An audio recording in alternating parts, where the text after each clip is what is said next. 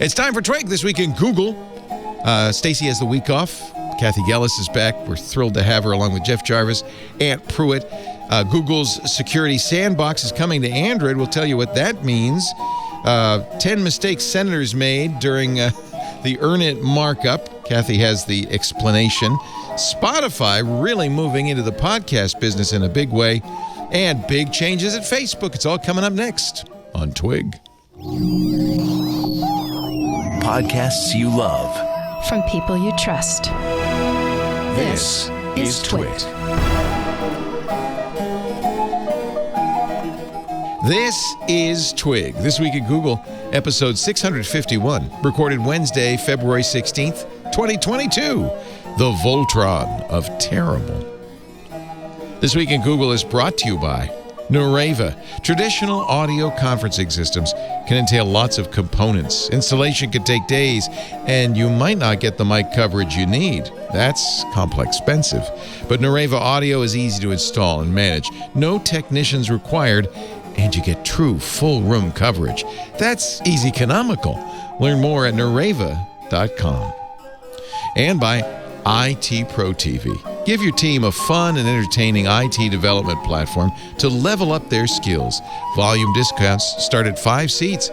Go to itpro.tv/twit and make sure to mention TWIT30 to your designated IT Pro TV account executive to get 30% off or more on a business plan. And by HackerRank.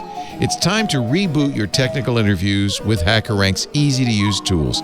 With a pre-made question library, code playback, and built-in whiteboard, you'll be conducting better technical interviews and instantly identifying the right talent. Go to hackerrank.com/twig to start a better tech interview for free today.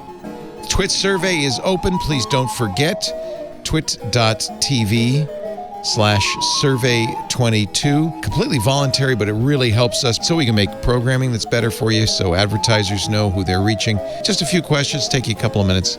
We do this every year. Thanks in advance. I really appreciate it. twit.tv/survey22. It's time for Twig This Week in Google, the show where we cover the latest on everything but Google. Jeff Jarvis is here. Ladies and gentlemen, I give you formally the Leonard Tao Professor for Journalistic Innovation at the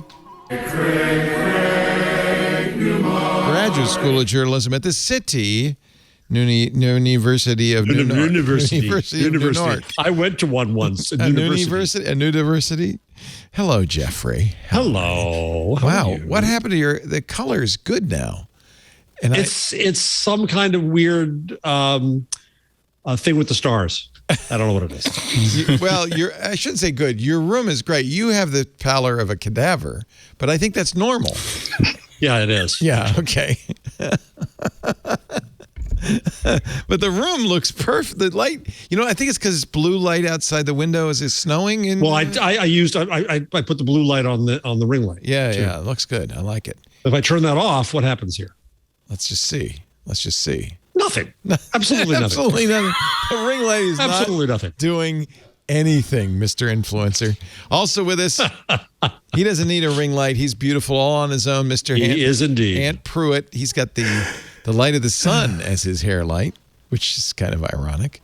Ant.tv/hop. Hello. That's right. Hello. How you doing, sir? Good to see you. And Stacy has the day off, but we are thrilled to get Kathy Gellis back in-house. Yay! She is a professional lawyer and geek covering tech, international law, civil liberties, and their convergence at cgcounsel.com. Also a Tech Dirt contributor. Lawyer and geek is redundant, yes? Aren't all geeks not necessarily. Lawyers? Depends on the lawyer. If you all lawyers are geeks. If you I think this is a Venn diagram. There's overlap, but there's also people who are in one circle and not the other. Is a geek a wonk? No, not necessarily. No, I don't think so. Yeah. I mean, I think at this point, geek implies technology, which not all lawyers, even if they're geeky about the law, aren't necessarily tech focused. And some lawyers aren't even geeky about the law. Like, they just do their job and they don't really care how it works. The word geek used to be a real insult. In fact, if you ever get a chance, I'm not sure I recommend it, but Guillermo del Toro's new movie, Nightmare Alley, is about a carny, and the role of the geek is prominent in the movie, and it will ruin your appetite for the word geek. I can tell you that right now. So I prefer to think that I was just paid a compliment, and let's leave it at that. let's leave it at that. Yes, you do have a violin behind you. Are you going to play that for us later? We haven't tested the audio. Okay. Okay. You could break all of our screens. I love with a high that. note. I love that. No, I don't. I mean, I was afraid you wouldn't be able to hear it, not that you would suffer from it. I avoided that implication. Man. Thank you very much. Get it right. See how quick we turn here, Kathy? Just on a dime. Right. Boy.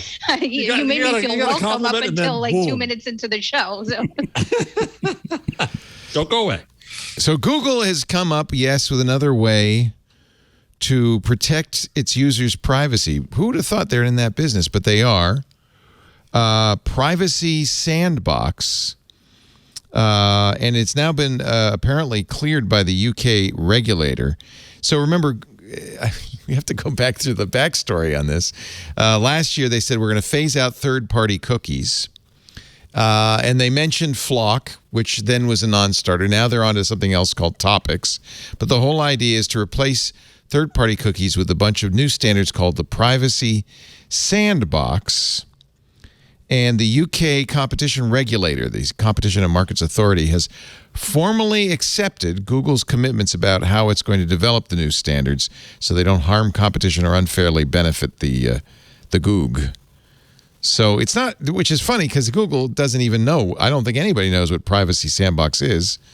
But it sounds okay. It's sounds like fun. The regulator says it will continue to supervise Google to make sure that it does the right thing.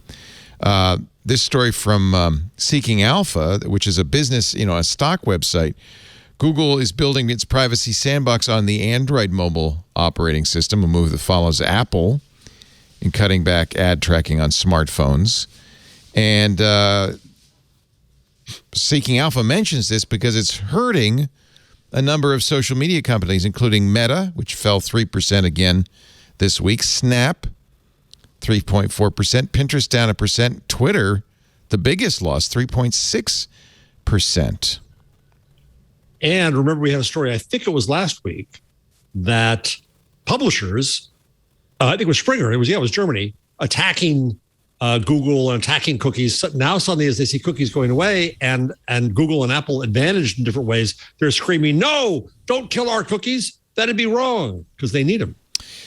Big ad tech companies also dropped significantly. Magnite, AppLovin, really? Pubmatic, Digital. I'd like to invest $2 billion in AppLovin. APP. I'm on it. It was down 9% at the close of market. Pubmatic, Digital Turbine, IronSource.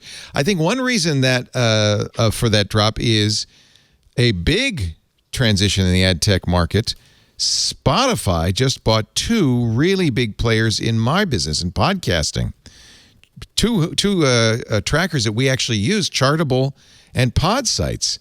Spotify is basically swooping up the entire podcast market. Antitrust?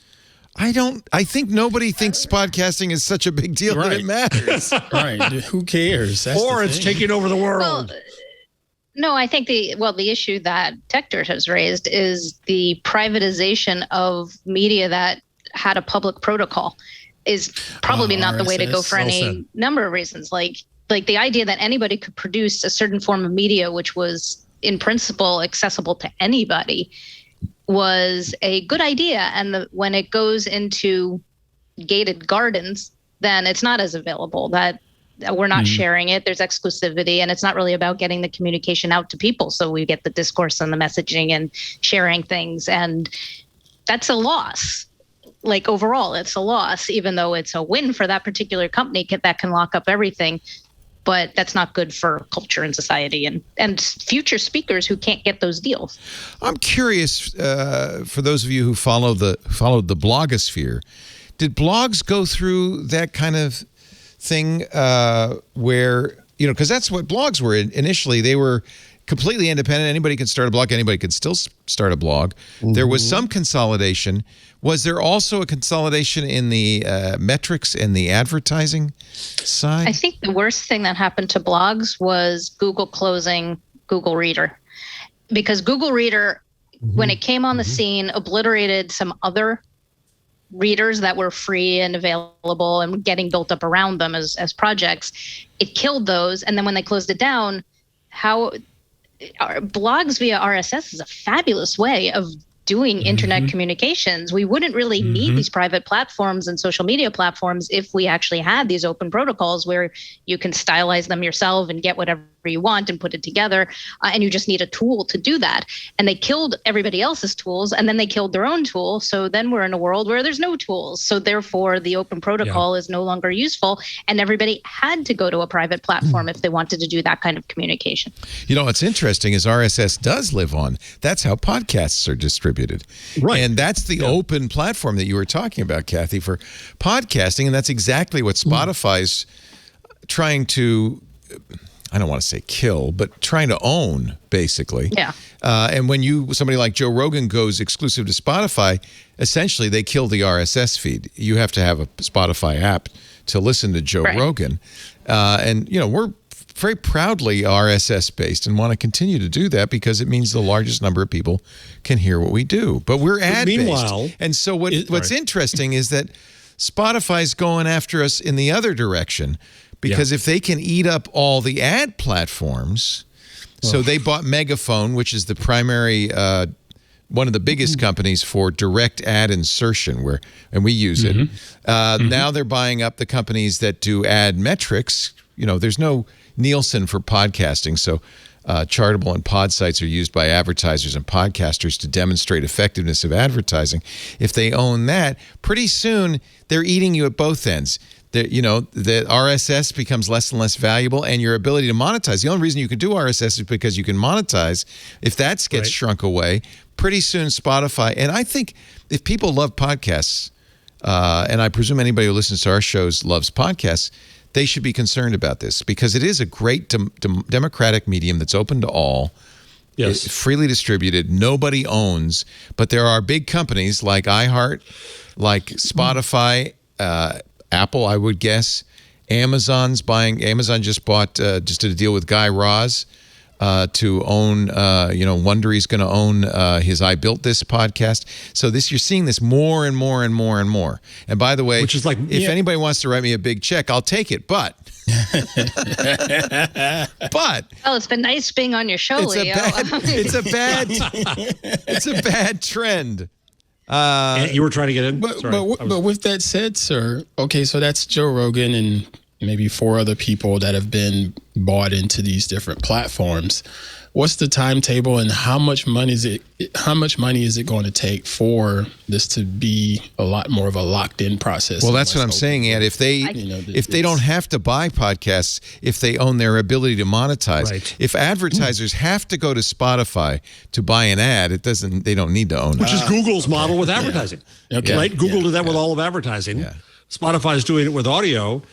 You still have, 43% supposedly of all websites are served by WordPress. So you have an openness. It's not WordPress. It's not the hosting that mattered. I think Leo's point is exactly the point that Moxie made a few weeks ago about Web3 that supposedly centralizes it. Doesn't when there's one or two eyes of the needle you got to go through that are centralized, the whole thing is de facto centralized. Yeah. But we should point out blogs still exist and people still do blogs. RSS readers still exist. There are, the independent blog look at Tech Dirt. They still exist. I just think go ahead.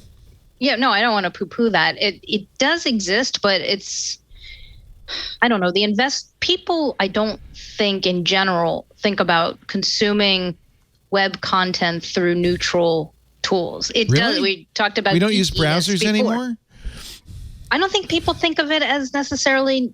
They're not either aware of the tool or they don't have the tool because it takes a certain level of aforementioned geekiness to be able to know what you're doing. Yeah.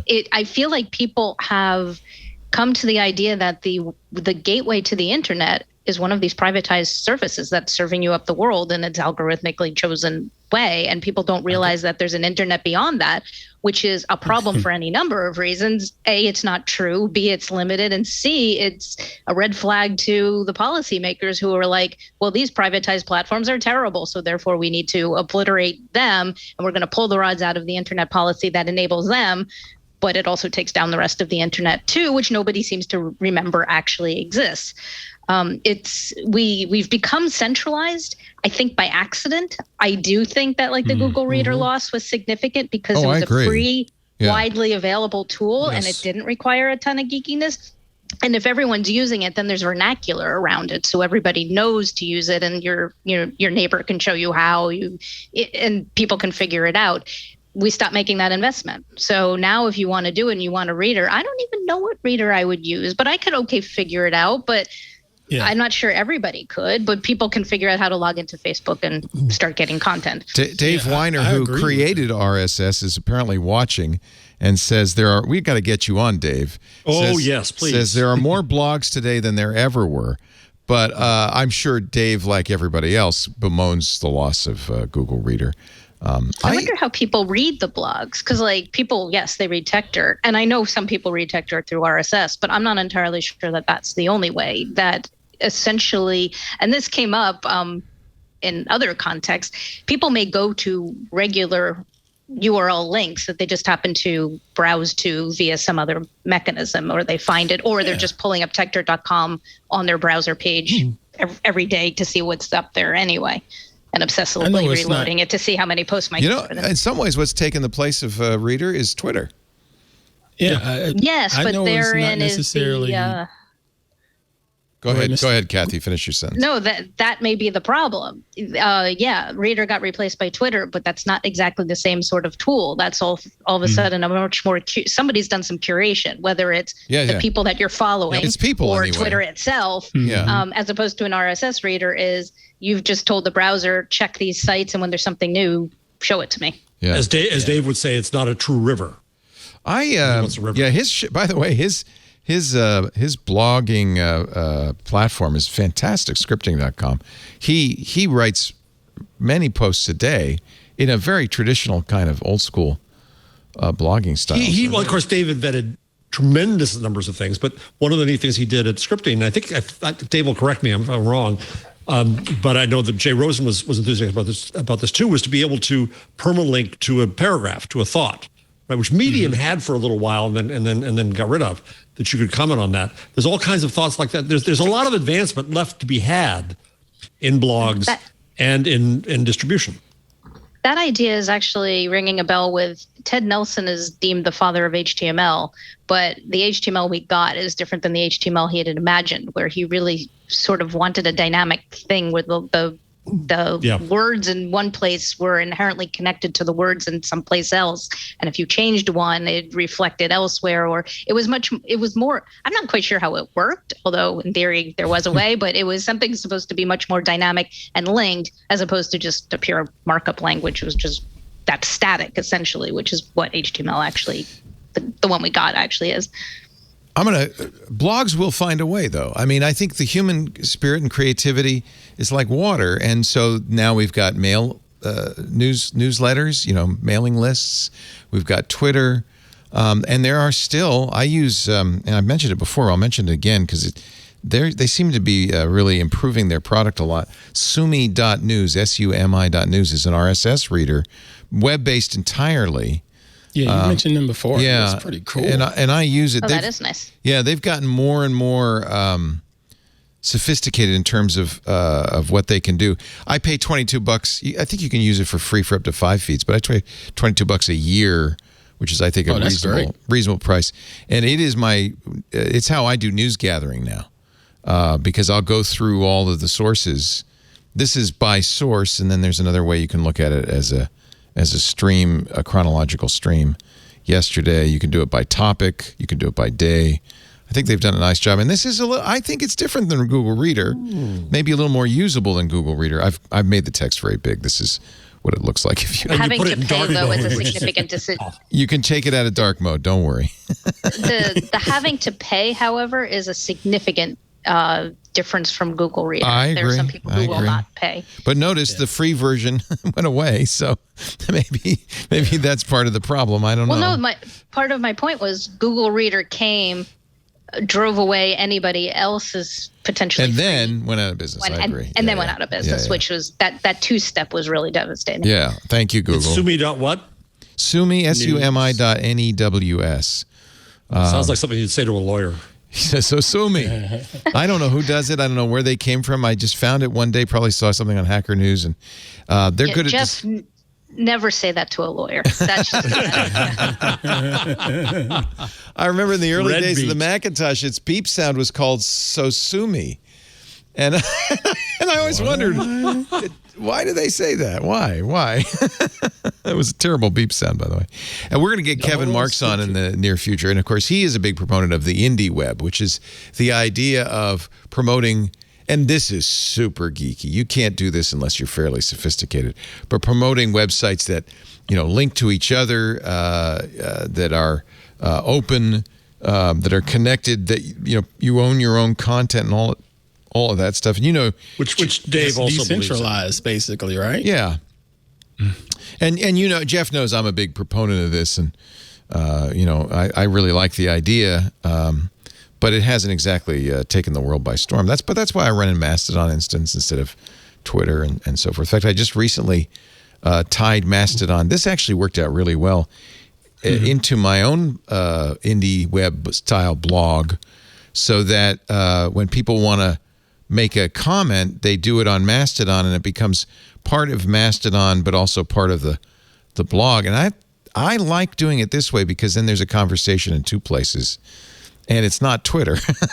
So that was the value of blogs to me, was when someone the most valuable interaction to me was when somebody used their blog space to link to and say something about what I said on my blog space. It was fine to leave a comment. It was fine to have a track back. Remember Technorati?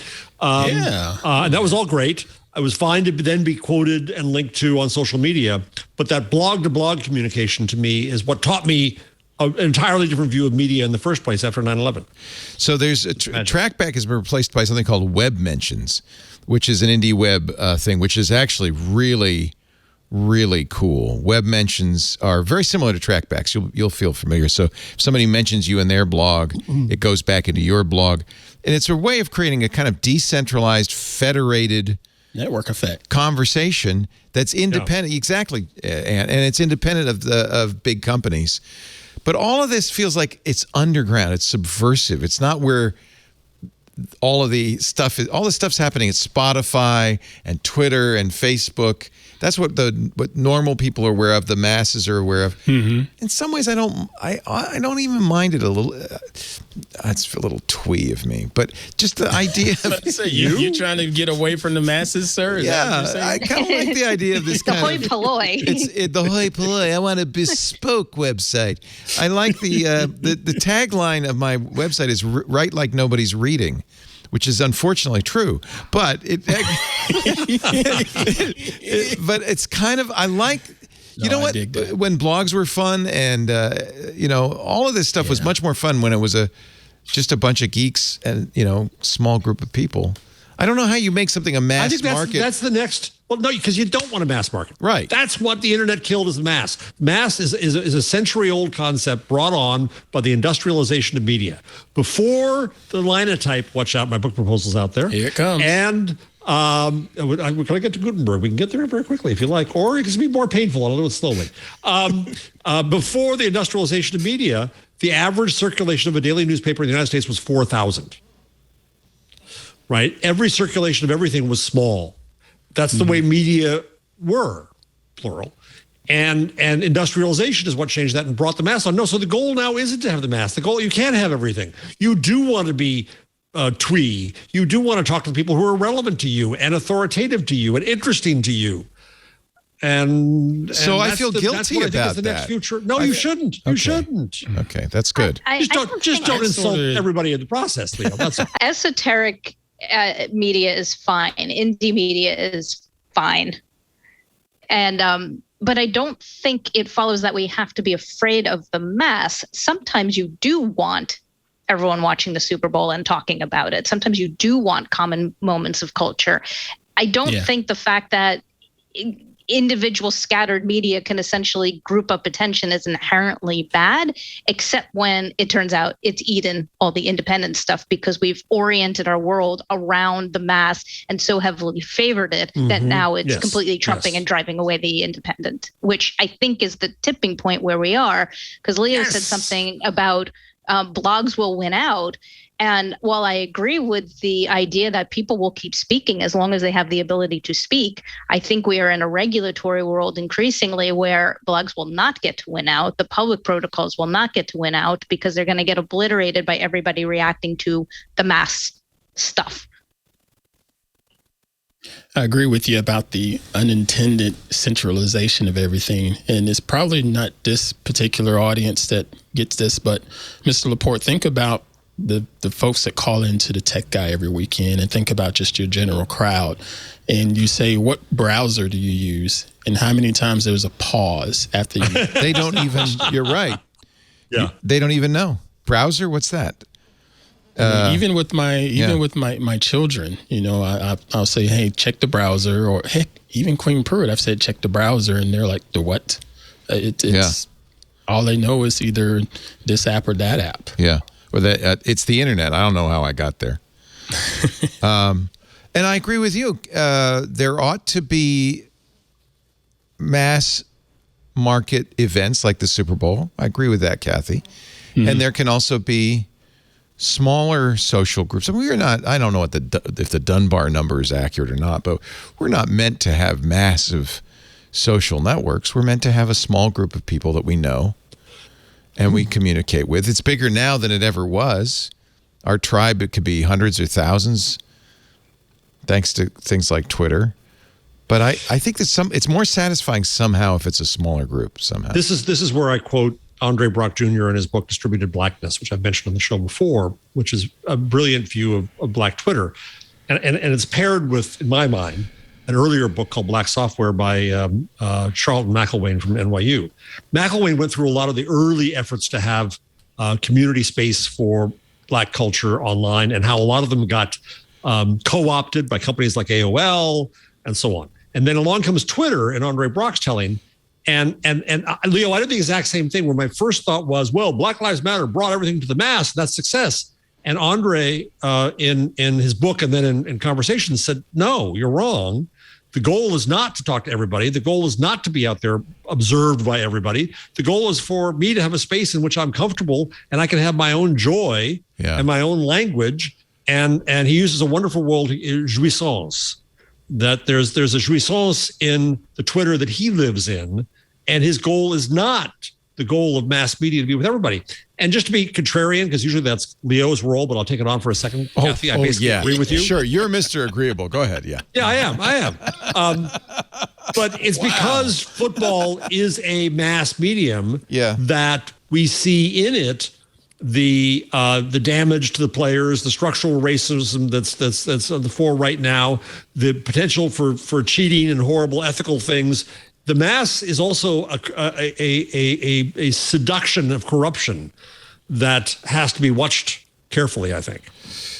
Maybe this is all reaction to the industrialized media. You know, maybe we're kind of craving. It's kind of funny. By the way, I want to thank the chat room. They told me that the creator of Sumi.news is Alex Mingoia, Mingoia, who has 53 followers on Twitter. So outstanding. He has embraced the jouissance of the small, intimate Twitter group. You know, I don't know why I'm fighting this pretense. If being obscure is like a sign of success, I am the most successful person ever. Hey, I'm running a close second then, Miss Kathy. Yeah, you know, Leo used to be the second most popular person on Twitter. Number one, baby. I was number one before before Ashton Kutcher came along. Yeah, but I only had 5,000 followers. It wasn't hard to be number one until the celebrities showed up. Weren't those the nice days? You liked Twitter. They then, were, right? And in fact, you know, the nice days. I think of Pounce, and I think of Path, and I think of all of these small social networks. Sometimes I don't know. Getting big, getting industrial size is the death knell, which is good because our audience is shrinking. So we're fitting right in. You know? I mean, I no, think our part of the audience problem isn't shrinking. It's becoming more intimate. I come from mass Yes. media. I come from mass media, and I never really was fully comfortable with mass media. I like that intimate feeling. Honestly, I think it's one of the reasons radio still. And podcasts still exist is because they feel much more intimate. Even if you don't know how many people are listening, but you feel like you have an intimate connection with the 100%. Yeah.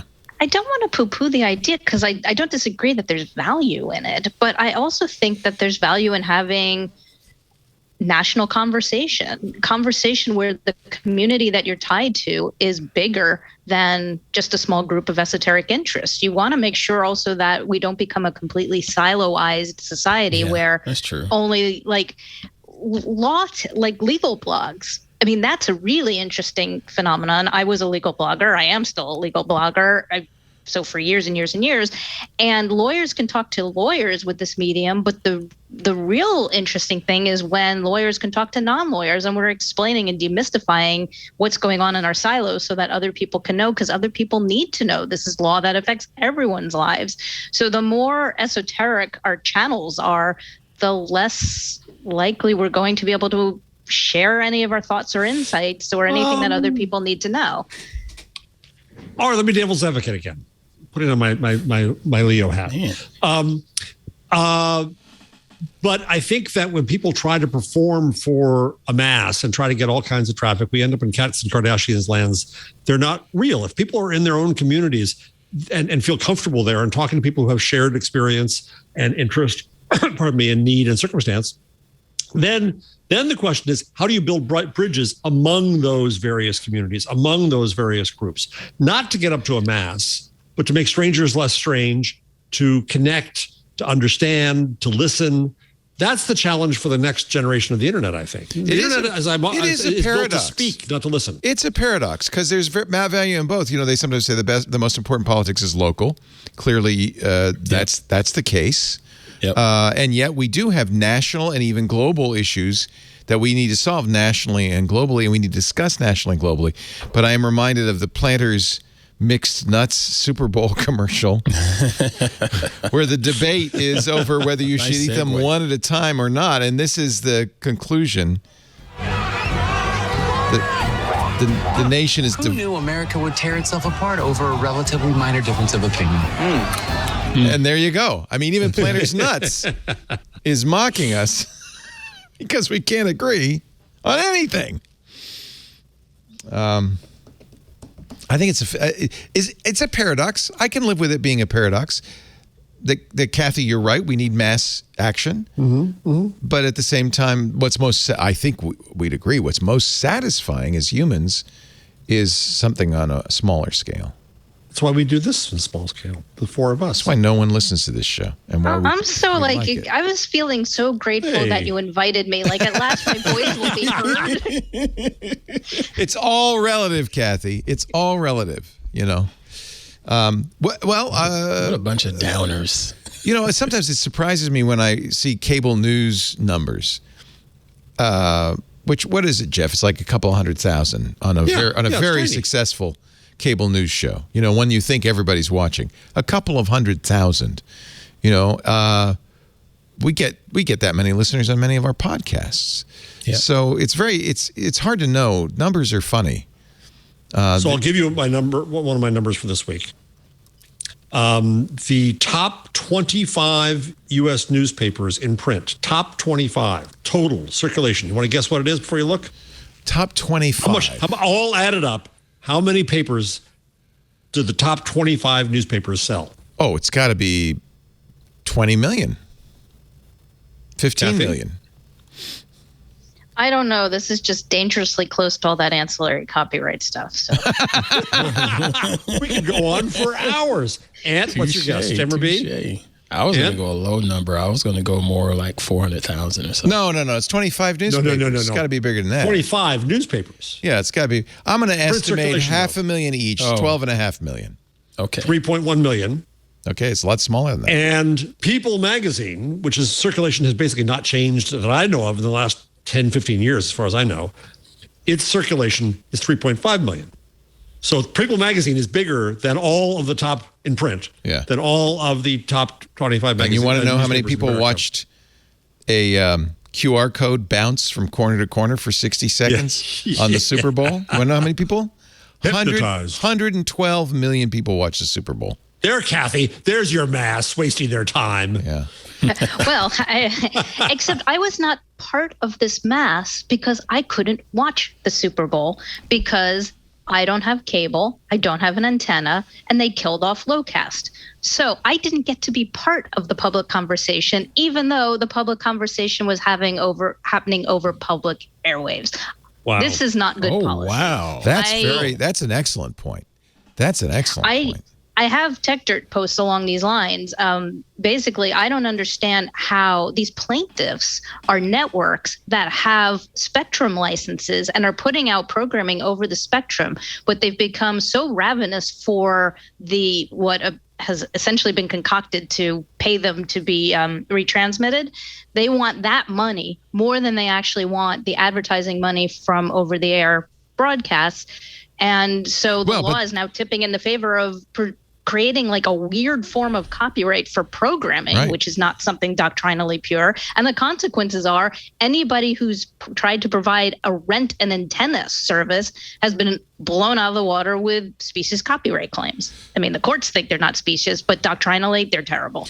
And by the way, they still get the advertising revenue. Don't think they're giving up much advertising revenue. They get both. I'm not entirely sure how happy their advertisers. They're double dipping, but I don't know if their advertisers quite realize how hostile it is. Like if you're buying a Super Bowl ad, like it was interesting. I saw somebody talk about Alan Alda was talking about what a Super Bowl ad in 1982 cost for like for 30 seconds of 30 and seconds. He put it as airtime and he was like 30 seconds and he said it was like $430,000. And he said that the kiss that he had with Hot Lips was longer than 30 seconds. They called it the $430,000 kiss. And then he was joking like, now it's $1.2 million. I'm not quite sure I'm up for it, but I'm willing to try. And so that was essentially his tweet somewhere along the line. But he pointed as airtime. Advertisers thought they were buying airtime. That's even the word they used. Yes. I can't see their ads. How can I watch the ads? And now I think we're in this point that if you don't want your spectrum to be received by the public, spectrum is a public resource that the public should be able to benefit from without having to make a capital investment. And if you don't want to give them that programming, which is why we licensed it, then give it back. You can just be all the time, but don't hoard this public resource that the public can't benefit from anymore. I agree with you 100%. I don't think we're ever going to see a change, but I agree with you 100%. That's also why I think must carry is bad law. Yeah. Because they already got the benefit. Right. Having said that, and despite the fact that, Kathy, you weren't able to watch it, the Coinbase QR Super Bowl ad, which cost them not $400,000, not $1.2 million, but $14 million for 60 seconds on the Super Bowl, was apparently extremely successful. People wouldn't know what to do with QR codes had it not been for the pandemic, I would predict. But I think that made sense. The bouncing QR code, which was really basically an old school screensaver with a QR code, which I thought my stream was broken. Right, John? We're sitting here. We're doing Twit at the time, and there's a bouncing QR code. I think, we lost our signal. Google's trying to tell us something, which I'm sure a lot of people at home thought. A lot of people thought that. It was so popular, it crashed the app. It's widely agreed by advertising experts and people doing the metrics that it was well worth the $15 million or $14 million that they spent for that ad. They got a lot of attention. Although, can anybody remember? I remember the QR code. I had to do a Google search to remember who the advertiser was. But go ahead, Kathy. I feel like we need to do a public service announcement, which all my cybersecurity friends were up in arms after this commercial. Do not scan unknown QR cards. Right. Like let us tell our listeners, do not do that. And the fact that we just spent $14 million teaching people to scan unknown QR cards may not have been money well spent.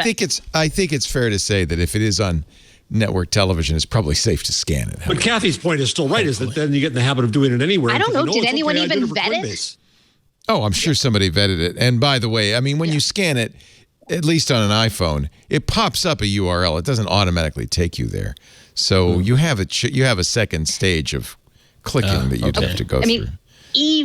Well, in this one, but this is a major hygiene problem. Yeah, it's probably a problem. Cyber behavior, and in fact, we know there's been we know there's been QR hijacking attacks because you could put a sticker over a QR code on a subway ad or whatever, and we know that happens all the time. And it'd be a great way to phish somebody is to have a site that looks exactly like Coinbase's come up and ask for your password. So, yeah, you're right. Yeah. Yeah. But so, Kathy, did you get to see the Super Bowl commercials at least on YouTube? I saw some of them. Somebody clicked an ad that highlighted three, and I saw one of them. Jeff is dying for me to play another crypto. By the way, crypto was huge on the Super Bowl. And isn't that amazing? I have really mixed feelings. Bubble money. Yeah. I just we've talked about this before, and I think we even talked about it when you were here last, Kathy. I mean, I agree that there's interest and value in the technologies and blockchain, and not all cryptocurrencies are evil or bad, or I'm not even saying they are inherently, but I think there's a lot of potential for scammery going on and pyramid schemes and so forth. And I worry. And of course, as soon as I say that, what do people say to me? They said it in the chat room. They say, okay, boomer. Yeah, you don't understand it. You don't get it. And that was the premise for I think this was the best Super Bowl commercial. Oh, I think so. And I'll play a little bit of it. It seems to me, Kathy, it's a news conversation. It seems to me fair use. Plus, why would any company that spent $14 million on this Super Bowl ad mind if I play it again? Uh-oh, you think because you're Leo Laporte. There's a chilling effect, though, isn't there, Kathy? There's a chilling effect. My disclaimer, I am a lawyer. I know. I'm your lawyer. No advice. But I'm happy to talk about chilling effects in general. The fact that it's given you pause where you want to know. This is not the world we should be living in. Do you advise Leo not to play it? She says that she won't give me advice, and I'm not going to ask her for advice. It's okay. It's okay.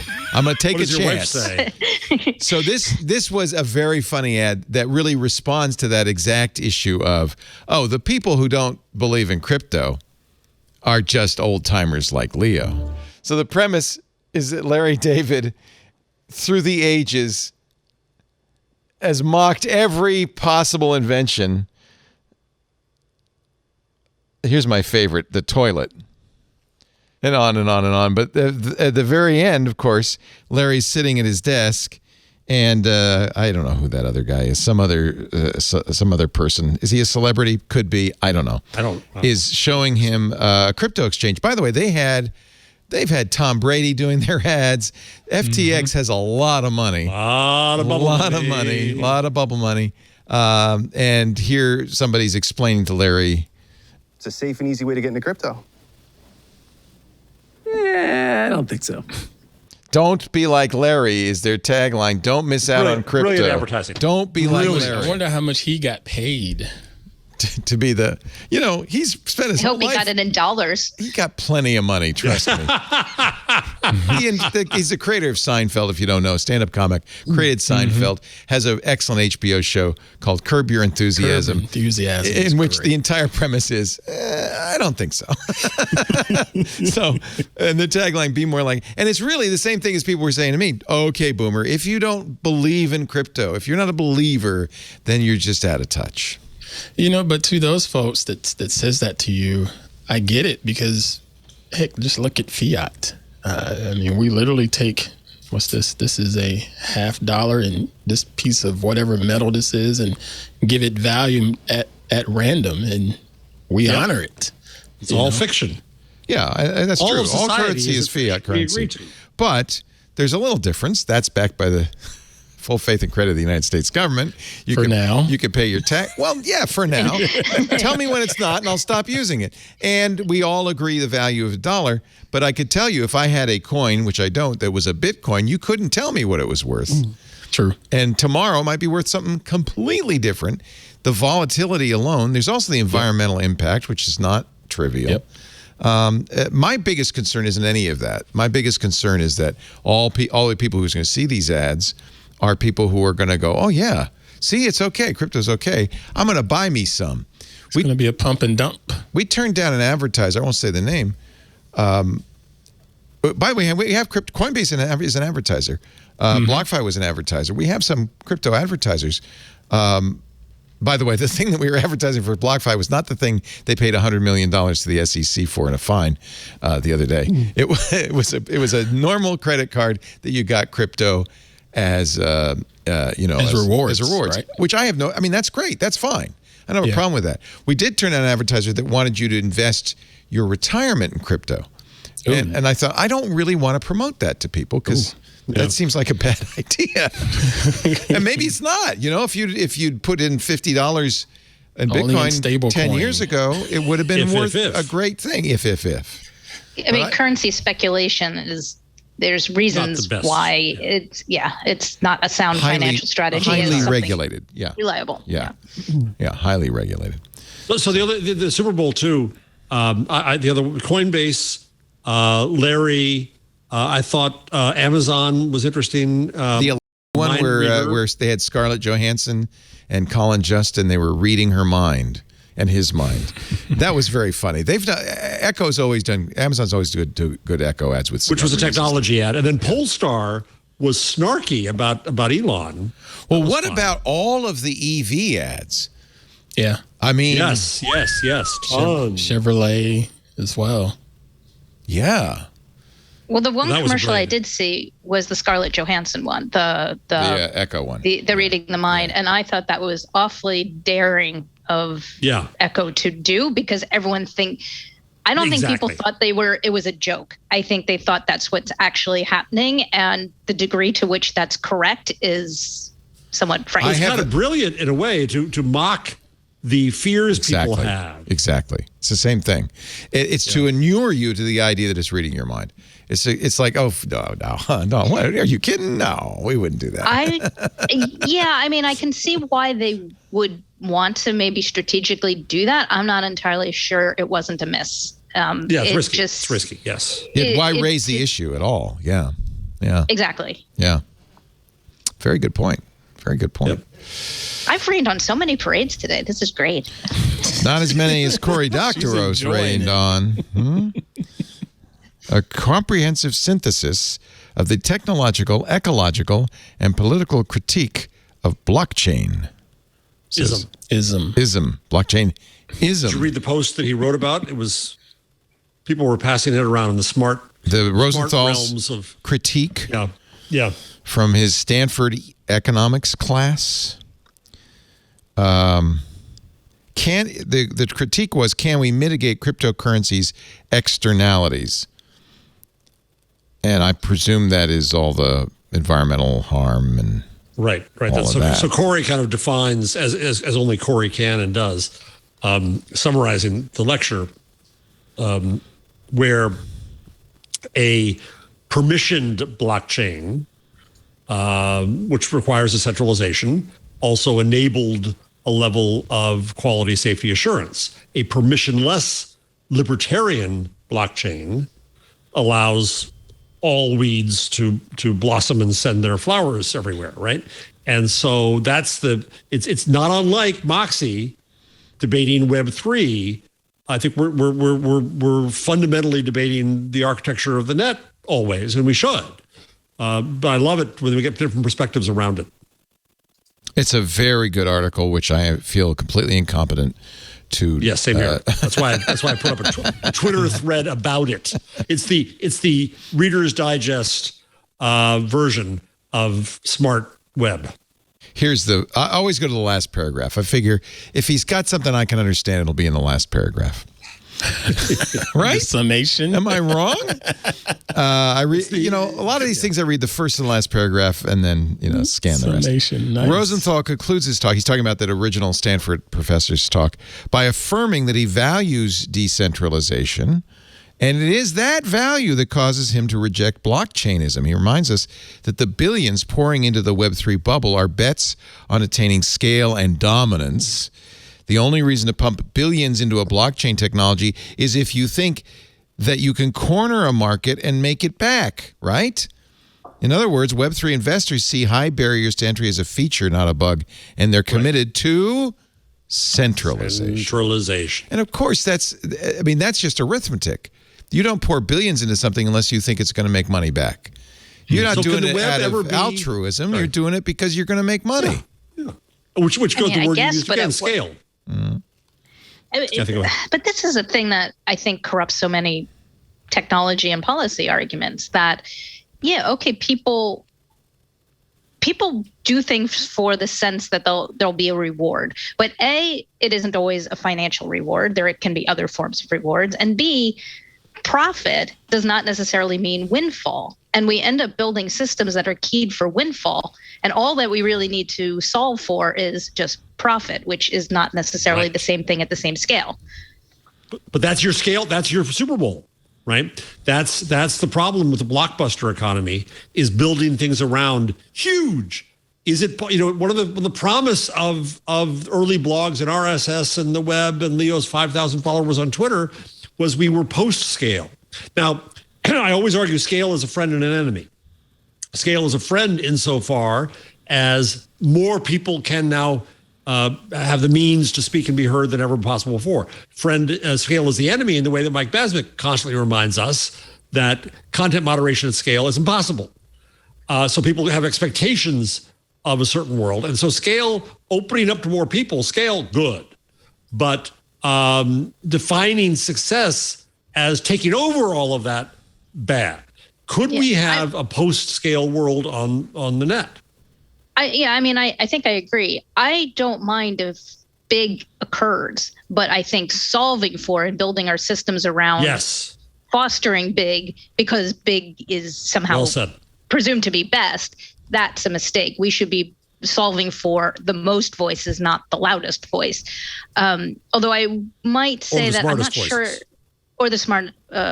I'd take the smartest. That would actually possibly solve some problems. Whom? But smart to whom is the issue? Well, so we have loudest. I think the things that it can get the most attention in the room, and that necessarily doesn't correlate to the value of what the message actually is in the first place. Let me take a little break because we're way behind on making money, and that's important to me. So, please, thank you. Well, we just talked about it. Let's talk about solving for profit. Yeah. We're going to solve for profit now. Look, not a blockbuster, just a profit. I don't have to solve for profit. I just have to solve for breaking even, okay? That's my point. That's my point. Just solving for breaking even, and I'm happy. It's great to have you. Kathy Gellis is here. She's a intellectual property and internet expert in her law practice at cgcounsel.com, a Tech Dirt author, and a very welcome contributor. Of course, the usual suspects are also here. Aaron Pruitt from Hands On Photography. Yeah. And Jeff Jarvis, him. Yeah. From he's Bedminster adjacent. Also, our sponsor, brought to you by Nareva.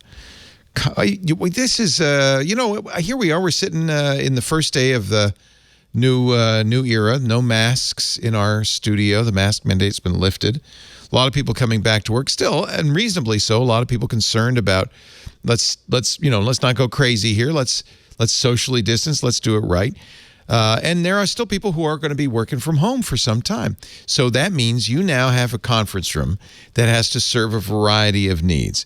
And you may be starting to think about, well, what can we do from an audio point of view to make this work better? Now, you probably immediately think of the traditional system, which is going to be complicated software, experts coming in, measuring, doing a site survey, then a dizzying array of separate mics and speakers and digital signal processors, and of course wires everywhere. Very invasive, very expensive, could take you offline for days. There is an alternative. Our sponsor, Nareva. They have a patented technology, the microphone mist technology, that solves this. 1 or 2 integrated microphones and speaker bars. It looks like a speaker bar, which fills any room with thousands of virtual microphones. No dead zones. Everyone can be heard everywhere in the room, no matter where they are, no matter how they're socially distancing, no matter how they're facing. Your associates who are off-site don't feel disadvantaged because they can hear what's going on. Meeting and class participants can simply talk. They can move naturally in the space. They can be heard well. Thanks to continuous audio calibration, your rooms are instantly and always ready with optimized audio. You don't need an outside technician. In fact, your IT department, if you've got multiple conference rooms, has a single console for all of your Narevas that lets them monitor, manage, and adjust the systems anywhere they are. They don't have to even go from room to room. It's so easy you can install it yourself. It's just like installing a sound bar. And I said 1 or 2 because in a normal size, a large room, 30 to 50 feet, one's probably enough. But if you get even bigger, you can get more than one. It saves you time, it saves you cost, and it works better. Nareva, N-U-R-E-V-A. I think it's time to ask yourself, do you want to go with a costly, complicated traditional system or make the leap to simple and economical with Nareva? It's so good. It's so easy. It works so well. And by the way, it also looks great. It's invisible in effect. You don't see all the wires and the microphones and all that stuff. Learn more at Nareva.com, N-U-R-E-V-A, Nareva.com. Thank you, Nareva, for the best way to get great audio in your conference room. All right. That was a very interesting, good conversation. I like it. Yes. I like it. All right, Metamates, let's talk about Facebook. No, we're Twitmates. We're Twitmates. Twitmates. Okay. I really wonder why we're all presuming that's where the emphasis is in the spelling of Metamates. Like, why not Metamates or something like that? Or Metamates. Or a Metamet. I want to go with Metamet. I'm a Metamet. I'm hereby declaring that's how we do it. It's Metamet. So Mark Zuckerberg, apparently without smiling, although I think that's pretty common, announced it on all hands. The Verge was watching, that was the new name for every... Now, I think Mark got a bad rap on this, by the way. I understand what he's saying is, we're like shipmates. We need to look out for each other. He's just trying to get her to pull in the same direction. I don't think that's so bad. It's a little tone deaf, but sometimes the boss does that. I've probably done something like that. I never suggested Twitmates, did I? I don't think Negative. So. No. But I understand that. I wouldn't have come on if you had done that. But he's certainly getting mocked. You did refuse to use the word podcast. I used netcast for a long time, and I think it's a better word for it, to be honest. See, they did that. I'll defend that. Yeah. As you should. Neologisms sometimes can sound a little, I don't know, clunky. And Metamates or Metamates or Metamates or whatever it is can come off. The last pronunciation sounds like a good tequila. Yeah. Metamate. Tequila for the feed. They've also rebranded the feed. It's not a news feed. It's just a feed. That's the new name for it. That's good. Yeah, there were a couple of changes that actually seemed like you're paying attention and bringing in some important thoughts into your new vernacular. And then there's some that just feel like, no, you're completely missing the point of everything. And everybody's complaining about everything. Yeah. Well, the whole renaming your company Meta is, I don't know, odd. I think, but now here we are a few weeks in, we're used to it. Do you think, I think all the mocking of that has gone away? I mean, I'm not done. You're not done? You still I'm not done. Meta's better than Facebook. Let's face it. Facebook's a terrible name. No, I mean, I think the problem is Facebook may be a terrible product, but I don't think that the name of it is necessarily bad because in anything, it gets to the point of what was actually sort of good and useful and valuable about Facebook that made people want to use it, which was the idea that you'd be connected to your friends. That was a nice idea. Yeah. So if only that were the thing that was actually delivering on well, I think it would be a great name for a great product. The problem is it's a failed promise that it isn't meeting and making worse all the time.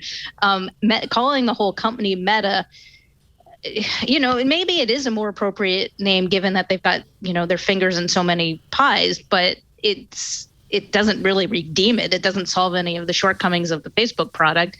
And, also from a trademark perspective, it was just weird. Every single trademarky lawyer I knew was like, what did you just do? Like, are you paying attention to your lawyers? You just gave them like a tiny amount of time to turn around a really impossible registration task after they've done everything to preserve your other trademark and build around the goodwill and stuff. It was just, it looked like an impetuous business decision, and that I can't be impressed by that, even if it accidentally turned out to be a not completely terrible one. It's as if Mark read a book. In fact, there are books like this. Is it Noam Chomsky who said language determines culture? That the words you use are important determinant in how you feel about things. And so remember, it used to be that the company's slogan was move fast and break things. Clearly not the best slogan. So they wonder why everybody hates them, because they broke everything. It worked.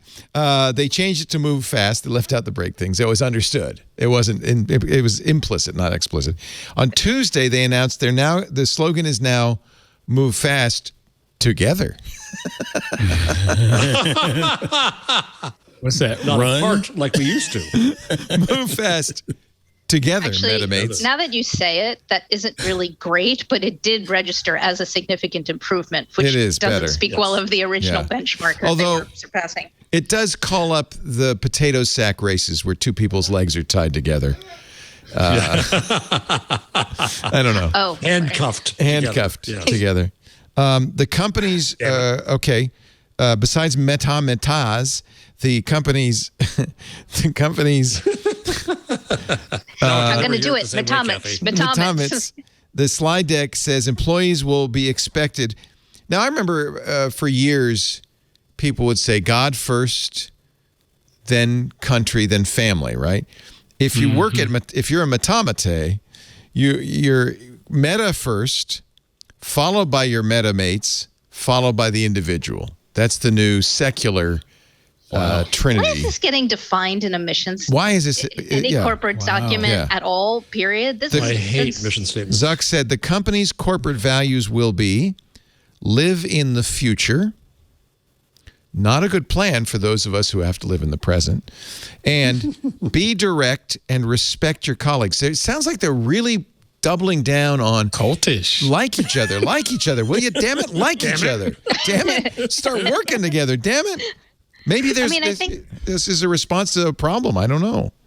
I think some of it reads as we're going to improve in a couple of areas. And I could kind of see some of the language be like, anti-harassment and, if you've got a corporate culture, you might as well foster a good one, and use the right language that might help.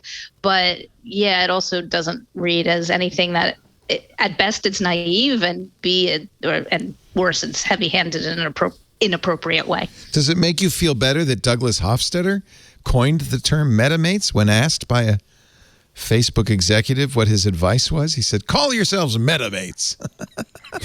I wonder what people were calling themselves on their own volition, like a spontaneous word. Well, Kathy, I think the word we hear all the time, which I find obnoxious, is my team, my teammates. Yeah. It's always the team in Silicon Valley. So Instagram apparently had a phrase which is a reference to a naval phrase as opposed to a navel gaze. Well, yeah, I was going to say. Shipmates self. Shipmates self. That's your priority. So Meta has made it Metamates me. It sounds cultish to me. So actually I've been thinking about this. Comrade, you got a problem with that? I've been reading. It sounds like magic words, like with what Ant was saying. It sounds like just add these magic words and all of our problems will go away. Okay, it's going to get mocked inside too. Now, I got a beef with Mr. Jarvis. You said you don't like mission statements. I don't like the process of trying to figure out what's the mission statement versus what are the other two things you always have? the values and the something else.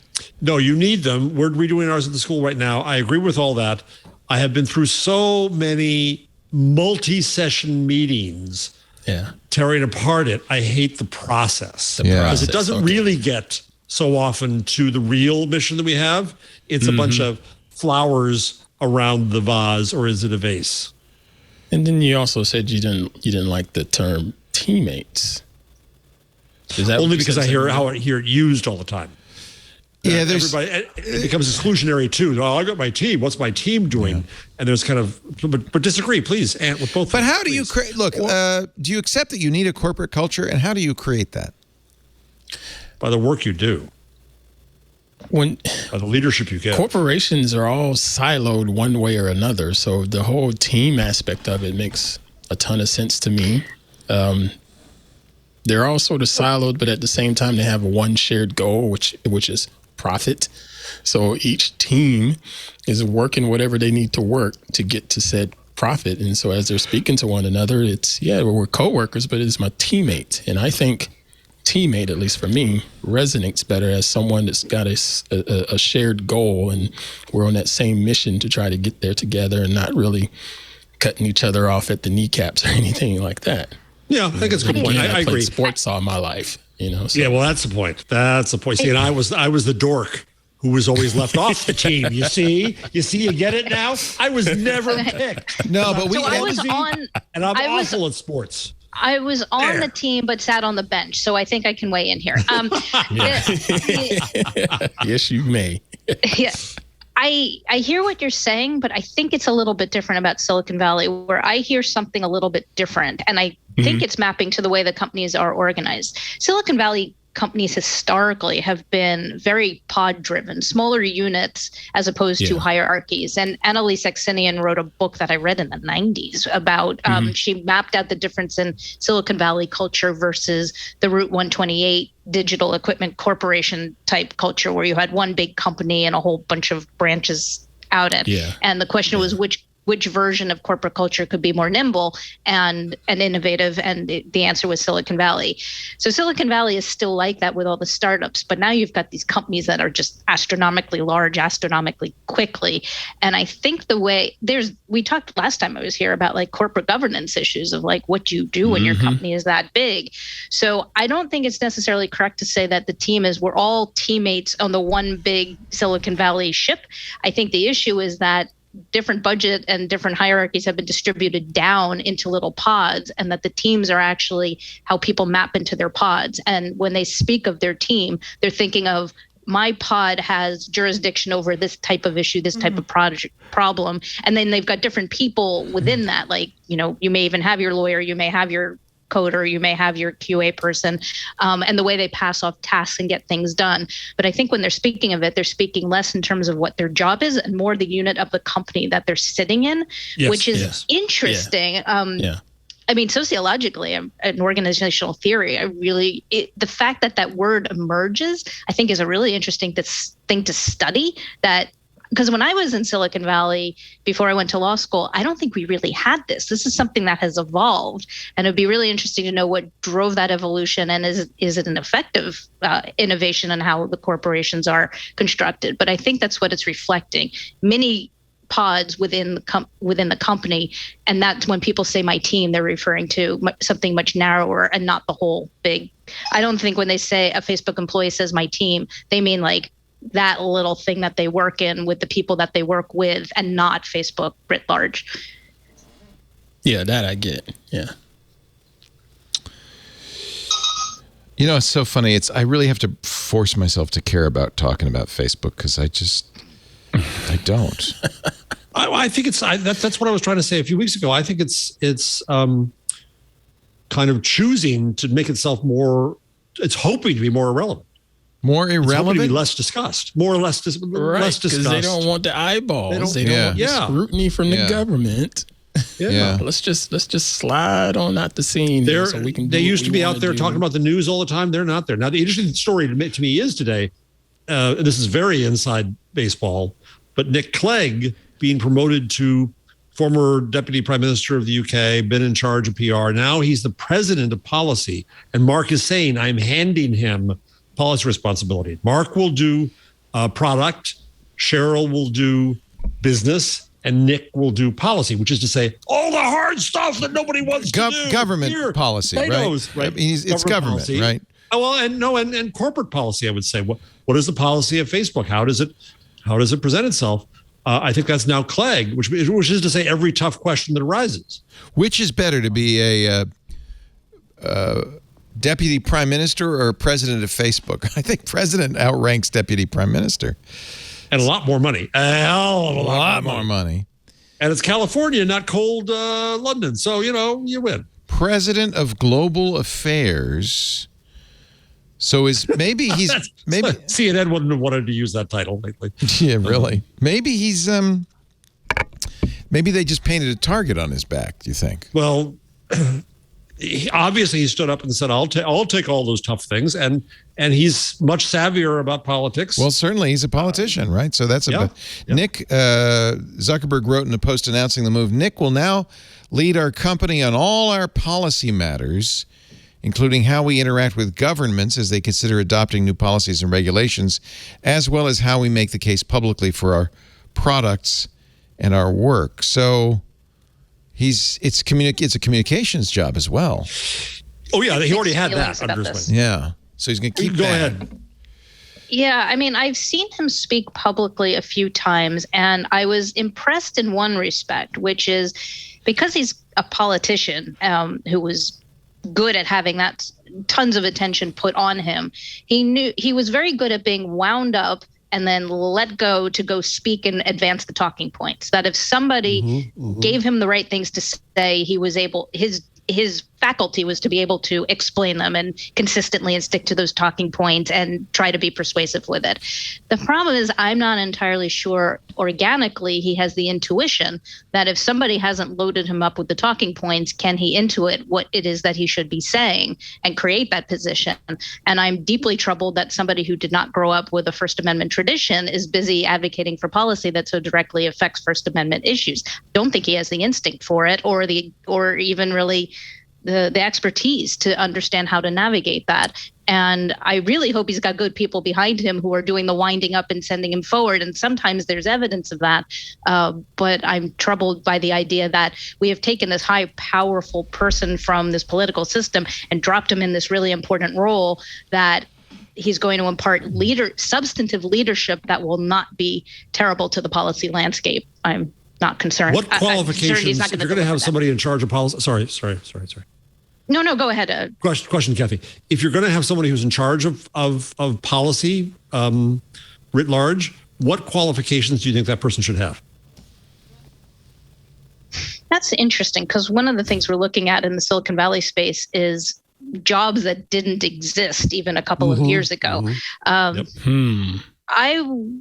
would probably like somebody who either has legal experience or business experience or economic, like some deep faculty in a particular area that's relevant and the capacity and longstanding demonstration that there's a reason they're in that job because they think there's something important. They understand how to advance it and they think that this is the vehicle within which they want to do it professionally. Somebody will pay them, but their day job is to go out and advance the ideas that they thought needed advancing.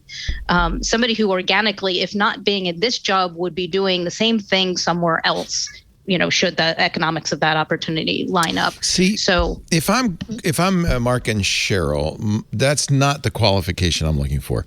I'm looking for somebody who can absorb our corporate goals, irrespective of the First Amendment, but absorb what our corporate goals are and then fight diplomatically to keep them alive in these varying jurisdictions, each with its own expectation. Honestly, the First Amendment only applies to the U.S.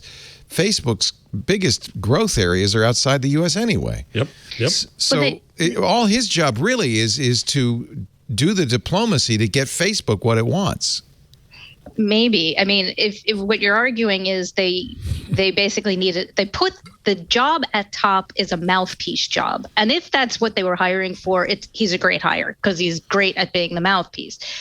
I'm thinking that's not the way I would do it because he also doesn't round out their own faculties either. They don't really have the intuitive understanding of what the policy should be. So there's no they don't want that. They don't want, I guarantee you it's a one-way street. They're not saying, Nick, what do you think we ought to do? It's Mark's in charge of product. Mark is, single-minded. I know what Facebook, Instagram, WhatsApp, and whatever else we acquire should be. I know what I want to do. Cheryl is making sure the money, everything's running right, the business is running right. He's the linebacker that's keeping them from getting blindsided. He's the guy who's protecting them. He doesn't have to know or have any input at all into the policy. He's there to run interference. But he can't serve them if he doesn't understand the ecosystem well enough to sort of counsel them to not do disastrous things within their own silo. I agree, but that's not what they want. Well, so I think for what they want, they got the right guy. Yeah, it's they don't want somebody coming to the table want. saying, "Oh no, you can't do that." They don't want to hear you can't do that.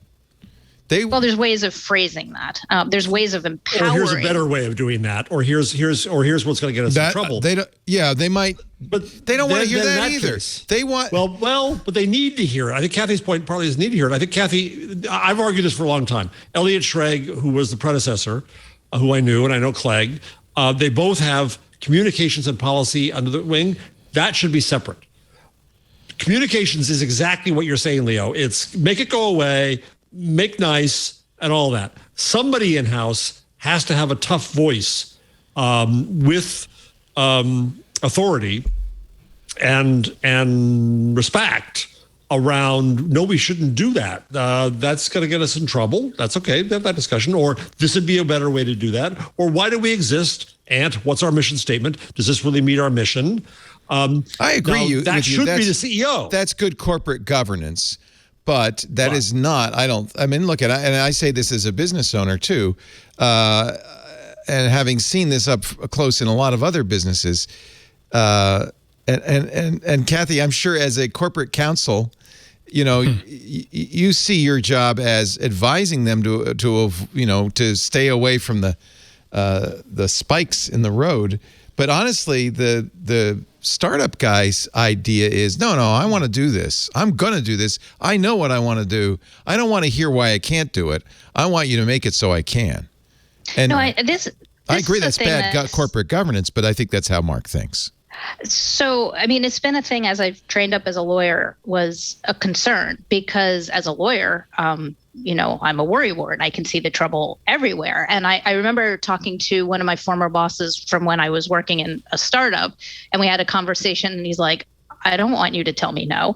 And it was really an important lesson for me as learning to be a lawyer to figure out, okay, I kind of need to tell him no, but that's obviously not how I can say it. So from a practice standpoint, training up to be a lawyer, the exercises, and like for product counsel and corporate counsel, like we learn our job by learning how to point out the trouble spots and not say no. But the way you do it is you sort of help you do what you want to do properly and wisely, right? A good First Amendment lawyer. Yeah, but I'll tell you as an owner, what I often think is, that's what lawyers do. Their whole job is to avoid exposure. They're overcautious. I understand. I got it. Now we're going to go ahead and do what we want to do. But here's another. Here's another problem I want to raise another problem because sometimes what was happening is that the lawyers were actually being permissive, and they might have been correct. Where if we look at this, where we were 10 years ago, there was a lot more you could more clearly do. And the problem is it was legal technically, so the companies did it, but it was so antagonistic to consumers, the public, and therefore their policymakers that it blew up in everybody's faces. And you sort of needed somebody who could look at the long game to sort of say, yeah, you could do this now, but your advice shouldn't just be built on what is true today. Your advice really needs to be key on the entire product life cycle. Like it's going to be in the market for a while. And what happened, for a lot of these advertising models that have all the surveillance issues and the privacy issues where, you could do that 5-10 years ago, but now everyone hates you and they've dropped a clunky regulation on your head that isn't good for anybody because you you antagonized all these people. Somebody needed to be able to, and this I think goes to the job of what like supreme policy person at a company should do, is you've got to be able to have that long view so that you can counsel also for the short view and consider like which are the battles you want to fight, not just today, but in the long run. You have to understand your business. You have to understand what you're trying to accomplish, and you have to understand how it's going to bounce off of the rest of the world. This is why lawyers often rise to vice president and president in corporations, because they have that perspective. Maybe. I don't know if they all do, but it would be good. Not all, but I've often had to work for lawyers. No offense. Okay. I'd love you for you to be my boss, Kathy, but some of them not so much. Okay, fair enough. I feel the same. Since having had them yourself, yes. All right, we're going to take a little break. When we come back, let's talk government. There's a lot of action all of a sudden.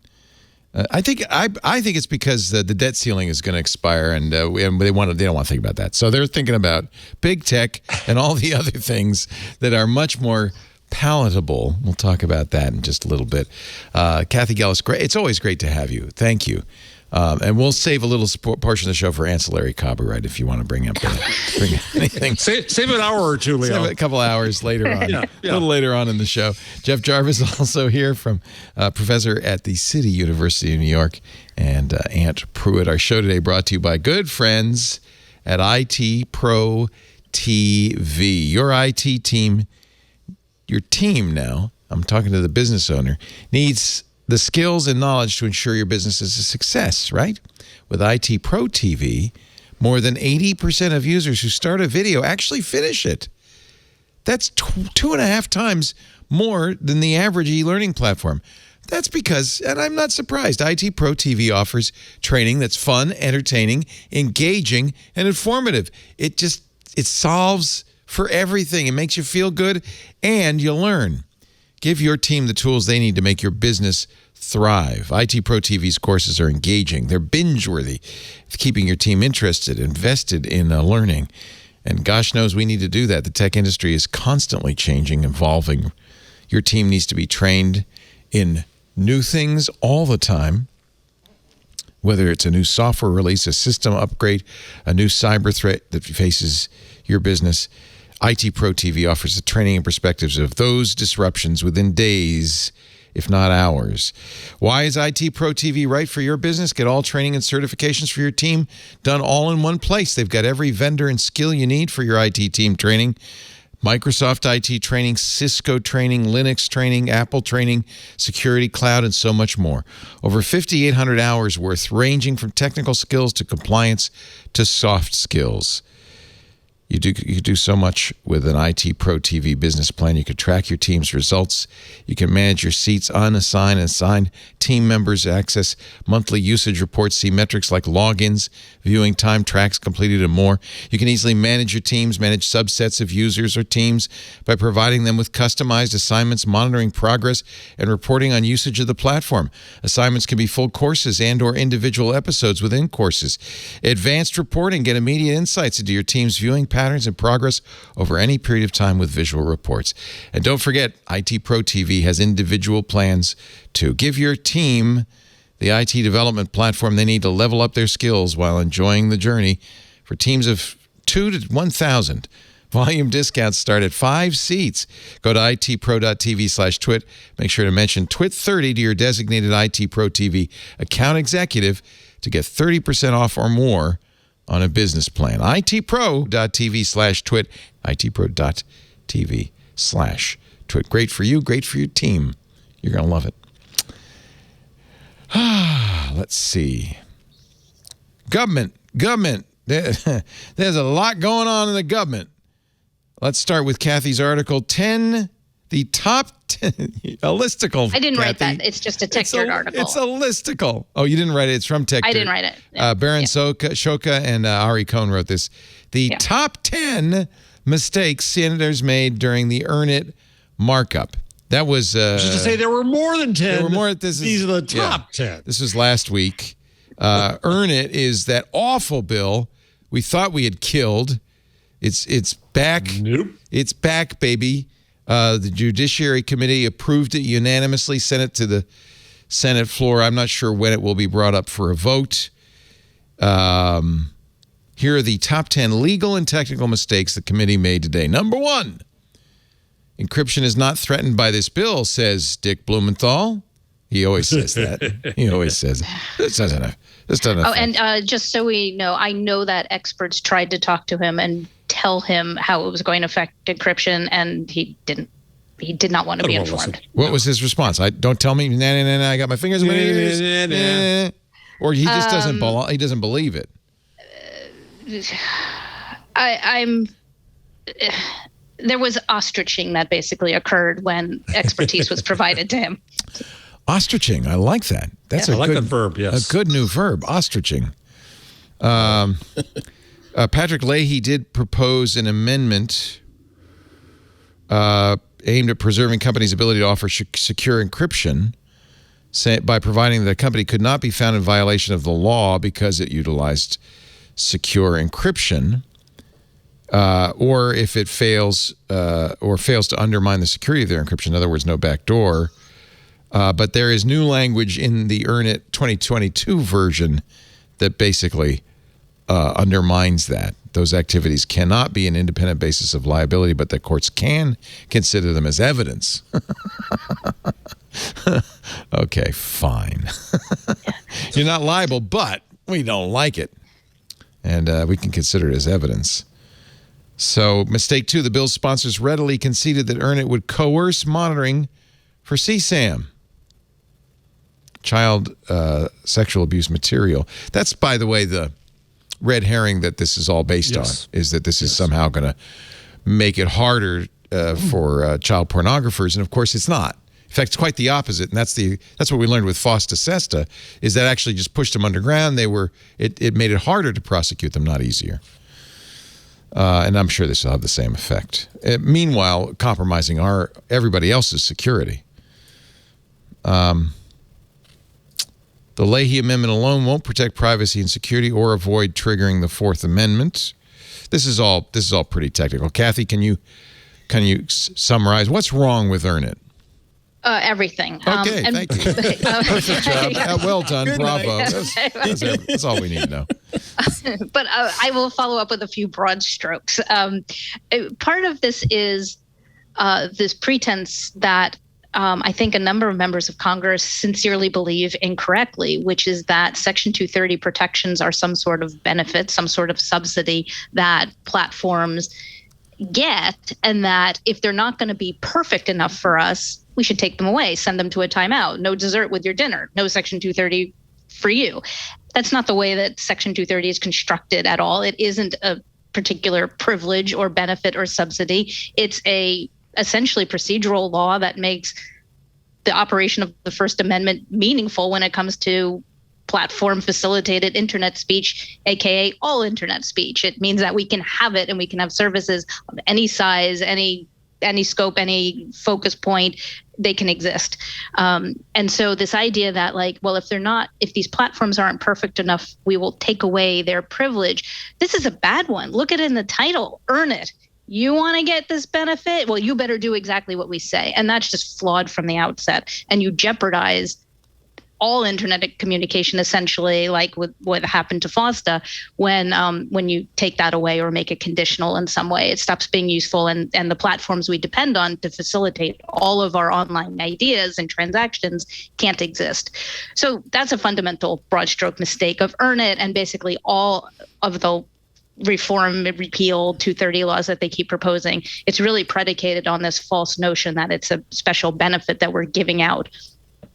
Then this one also became like this Voltron of terrible with tying in encryption, where your ability to offer encryption was also sort of a privileged thing that you got to do. And the way that this all works functionally means that nobody can provide encrypted communications, because to do so essentially puts them in jeopardy. And that's where the technical arguments get into. But Congress saying, no, it won't, when other expert observers are saying, yes, it will. The yes people are correct. And it's just not a good thing to blunder into. We need encryption. We need it for cybersecurity. We need it for foreign policy, like dissidents who would like to resist attack by totalitarians and such. Like, this is a really terrible time in history to take all that away. And that's what bills like this do. And the people pushing it just they're ostriching. They don't want to hear that there's these flaws.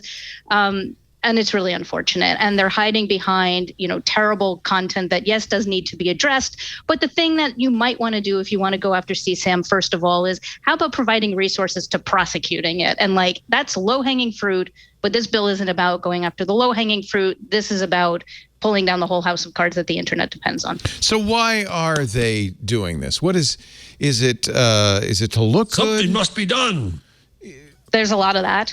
I mean, there's some general that's the impetus for a lot of Section 230 reform. I don't even like using that word because it's garbage. The idea that it needs reform or can be reformed without being obliterated is false. But the push to change Section 230 in any particular way there is some legitimate political pressure because people are bothered by bad things that happened on the internet and would like their politicians to do something about the bad things on the internet. And there is legitimate political pressure that many in Congress are responding to do something about the bad things on the internet. And at the moment, the only thing that seems accessible to them is to take down Section 230. So that I understand, but some of them they don't get it. They think there's political points to be had in taking down big tech, and they really don't. Let's go with that ostriching term. They don't want to know how anything works. They don't want to be told no. They just want to forge ahead and score the political victory without ever bothering to understand what's at stake. And, it's not about good policy. It's about winning. And nobody's going to win if these things, get through. Is Schumer going to take it to a vote? I don't know. The Senate is such a complicated place right now. And there's gridlock and people are out with COVID and there's other people still not behaving well and selling mugs about January 6th riots. So there's a whole bunch of balls in motion, and maybe some of this is grist in the mill, but we can't we can't be complacent about it. Each of these bills that have emerged present real dangers to the internet as we have it, would like it to be, et cetera, and other communications and the ability to communicate in an unsurveilled way. This is all bad stuff. So whether it's grist in the mill or a real effort, we have to treat it as real. And this is a threat. And the politicians need to understand there would be a political cost if they push it. It feels like their pollsters are saying, you're going to do well by taking a stand on big tech. Both Amy Klobuchar and Dick Blumenthal seem to be responding to some need to be seen as a champion against big tech. Klobuchar keeps announcing bills. This is a new one, the Nudge Act. I think it's nudge. I don't want to give her the Yiddish pronunciation. I like the Nudge Act. Well, it depends. No. It's just I find it offensive. All right. She doesn't get nudge. That kind of benefit. She doesn't get it. All right. She's from Minnesota. She can't call it the Nudge Act. It's Nudge Act, nudging users to drive good experiences. NUDGE. Nudge on social media. If you haven't had enough retronyms yet, the Senate's got many more for you. Nudging users drive good experiences on social media. She says, will hold platforms accountable for the amplification of harmful content. Okay. She had previously introduced a health misinformation bill, which fortunately, because it was blatantly a violation of the Constitution, disappeared. But now... My headline on that one was she proposes a bill that if Trump was still president would have led to the deaths of legions of Americans. Yeah. And I was very impressed that the word legions popped into my vocabulary.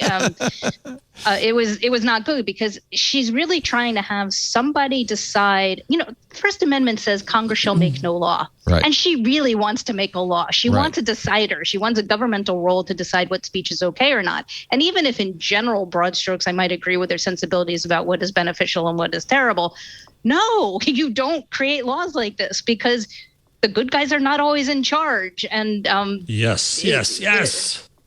So this one asks the good guys, the National Science Foundation and the National Academies of Sciences, Engineering, and Medicine to look for something I think is kind of like hunting for the snipe. It's a content agnostic intervention that would reduce, this is quoting, reduce the harms of algorithmic amplification and social media addiction.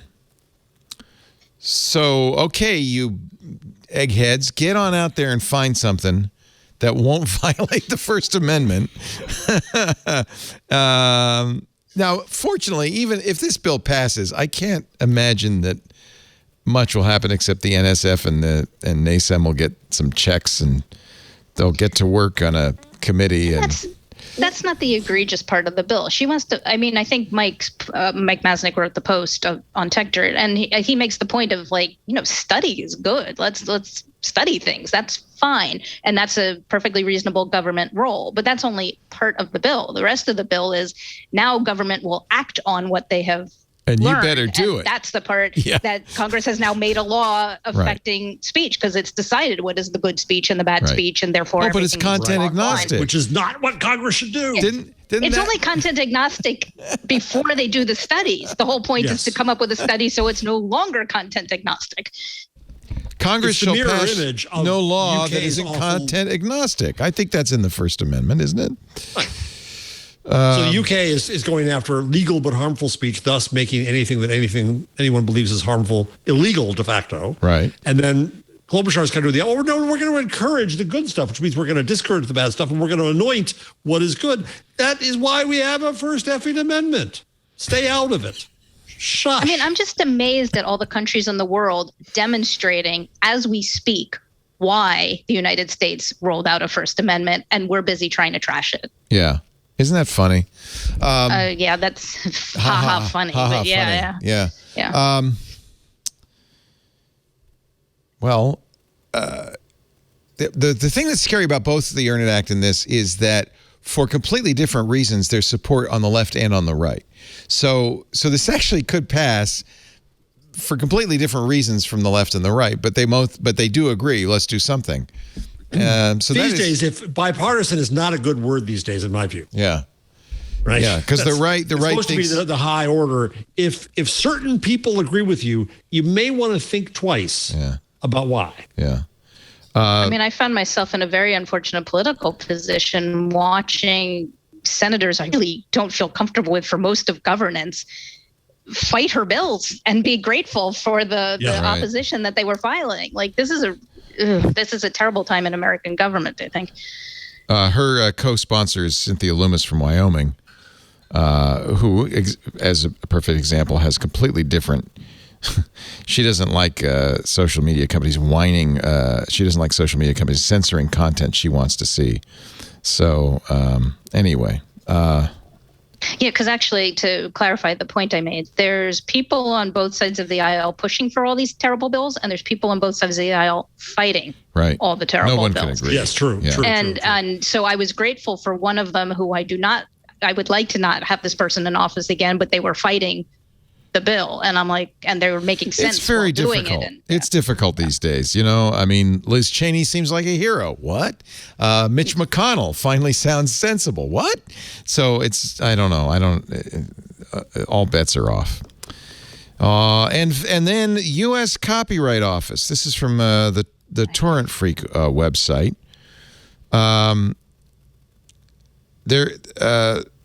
Explain this. U.S. Copyright Office consultation triggers massive upload filter opposition. This is the Digital Copyright Act. Tom Tillis's Digital Copyright Act attempting to replace the DMCA. Not against replacing the DMCA, but this one changes a lot of things. Tell me, what is the DCA propose? Well, so actually, the Torrent Freaks wrote about it as being the thing for the DCA, which is Senator Tillis's idea of what should replace the DMCA. Right. Problem with the DMCA is, okay, we're kind of in a tricky position. Safe harbors are better than not having safe harbors. Right. Although Section 230 immunity is better than that because safe harbors are conditional, and we've lost entire platforms while they had to litigate whether they were entitled to the safe harbor at all. But better to have a safe harbor than not. The way the DMCA is constructed, however, well, I would generally argue that the way the DMCA is articulated, fine, it can pass constitutional muster, mostly because I want to make sure that we keep the safe harbors, because that's fine. But the way that certain provisions have been interpreted judicially means that it actually has a gigantic First Amendment problem. The DMCA leads to prior restraint in the wake of government coercion of, if you do not take this content down, you will be legally liable in an obliterating way. That's not okay, all this prior restraint. And with a number of provisions, the DMCA now has trouble. But there's a bunch of people who think the DMCA is not protective enough to copyright interests at all. Senator Tillis is on board with that to say, like, what do you mean if we take stuff down, it might go back up? Like, that is terrible. Up with this, we shall not put. And so he's pushing for a change to the law. Take down and stay down. For instance, I mean, not fixing the First Amendment prior restraint problems of taking down non-adjudicated content at all, and like how anathema that is to the First Amendment. He's not talking about fixing that. He's trying to have more of it with even more long-lasting consequences. And so there's language in the DMCA about technical measures. He would like to make sure that there's technical measures that must be employed to basically have upload filtering of, like, you don't even get to say it in the first place. It never even, forget notice and take down and stay down. It never gets to go up in the first place. Or, for instance, is one of the things that technical measures could do, or technical measures could always automatically take stuff down. And he thinks that would be an improvement. I think it would be a First Amendment disaster. He's, I think, doing a private study. And then I think what the Torrent Freak article is about is there were comments submitted to the Copyright Office for a notice of inquiry or some sort of study they were doing. Disclosure, I did file on behalf of TechDirt something for that study, but we haven't written about it yet because in theory there's going to be a hearing coming up.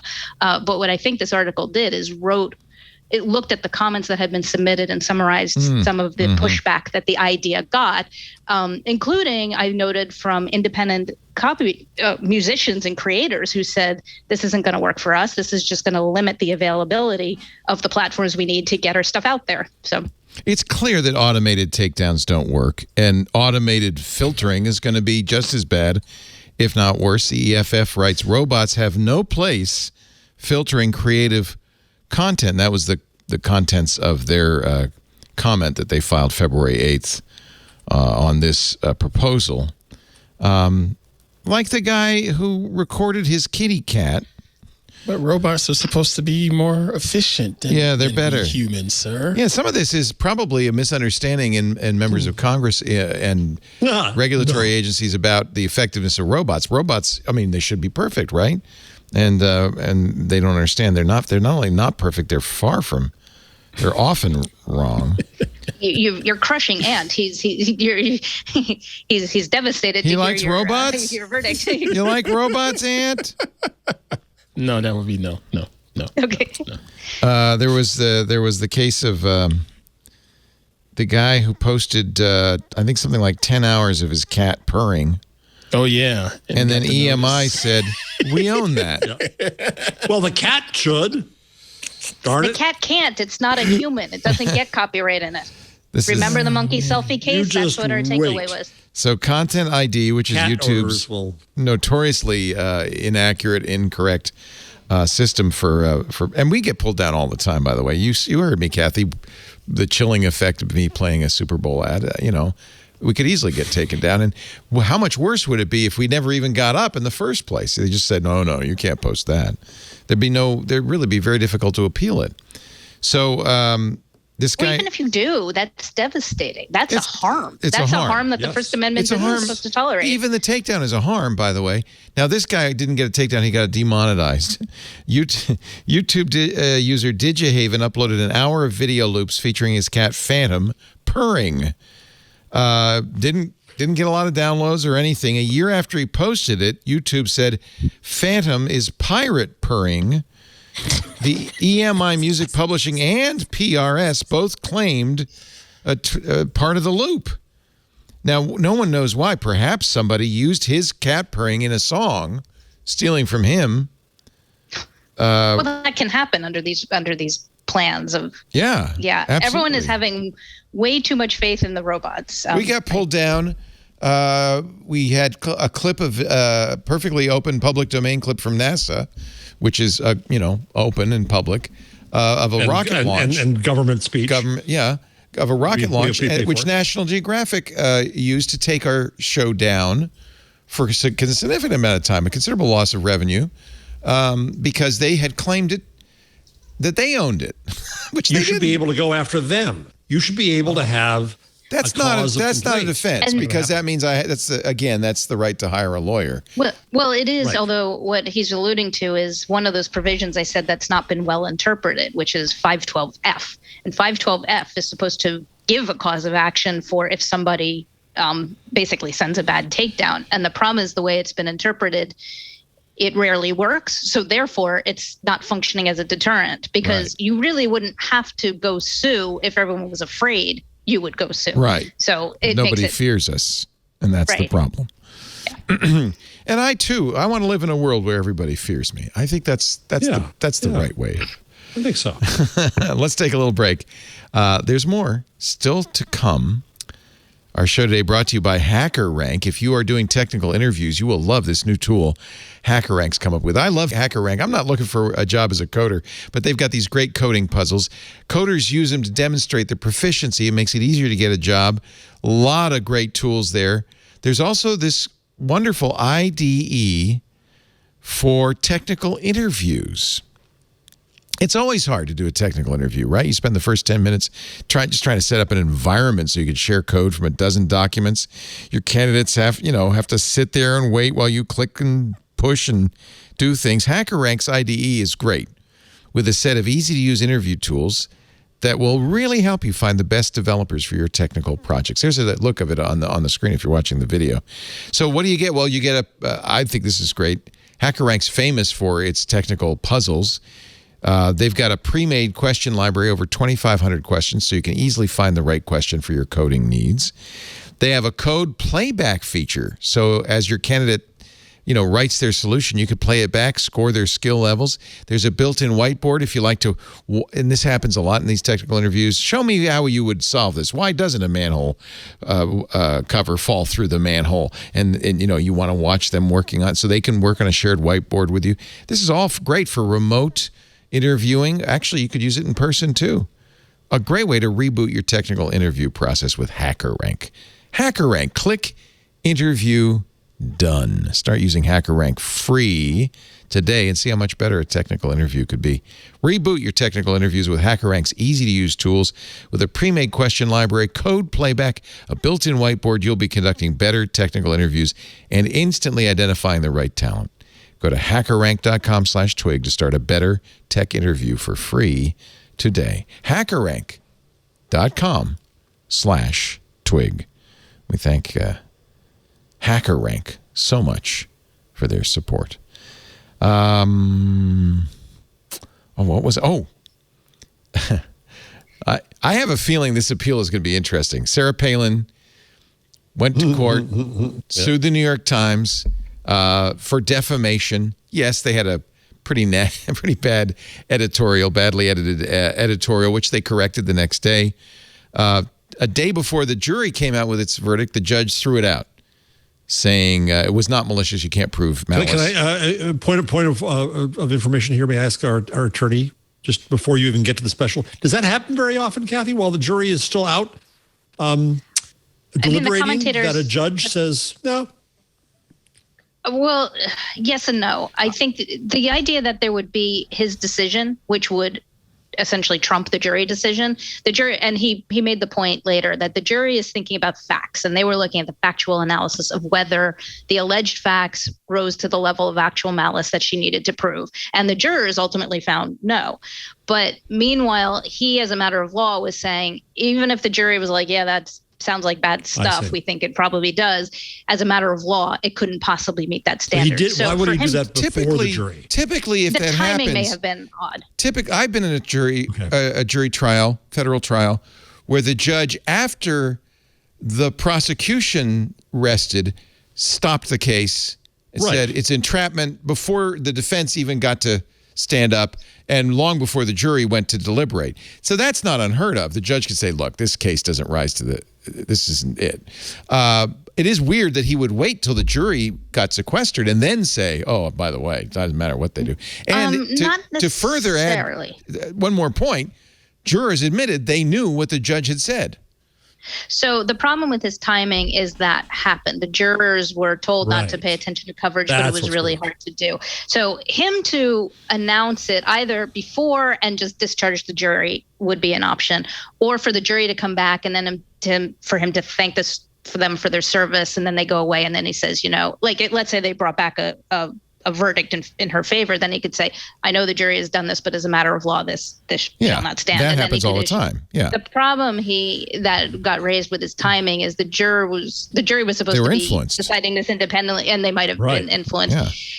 I think it doesn't put her in a great position for an appeal anyway, though. Part of the problem is she really wants to take out New York Times versus Sullivan. She doesn't have good facts to do it, and now she's got a really crazy procedural posture. Because I think, and I'm guessing here, I haven't seen this by other experts, but her appeal is her strongest argument is the timing was a problem. Not like she can challenge him as a matter of law, and that's one avenue of appeal, but the bigger issue is, did his timing impugn the jury? Because otherwise, and the reason why I don't think he just dismissed the jury full stop was he's backed up by the fact that the jury also agreed with him. So she's kind of she's got a double verdict against her, but I think her strongest argument is that the second part, the jury part, might have not been quite as kosher as it should have been. So that's why he should have... He should have said something before the jury was sequestered or after the decision. No, he should have probably waited for them to come back. Or just wait, yeah. Waited for them to come back. So thank you, Kathy. I didn't want to interrupt Leo, but I wanted that context for what you're now going to go into. By the way, Sullivan is the 1964 U.S. Supreme Court decision that established the malice standard in a libel suit. Go ahead.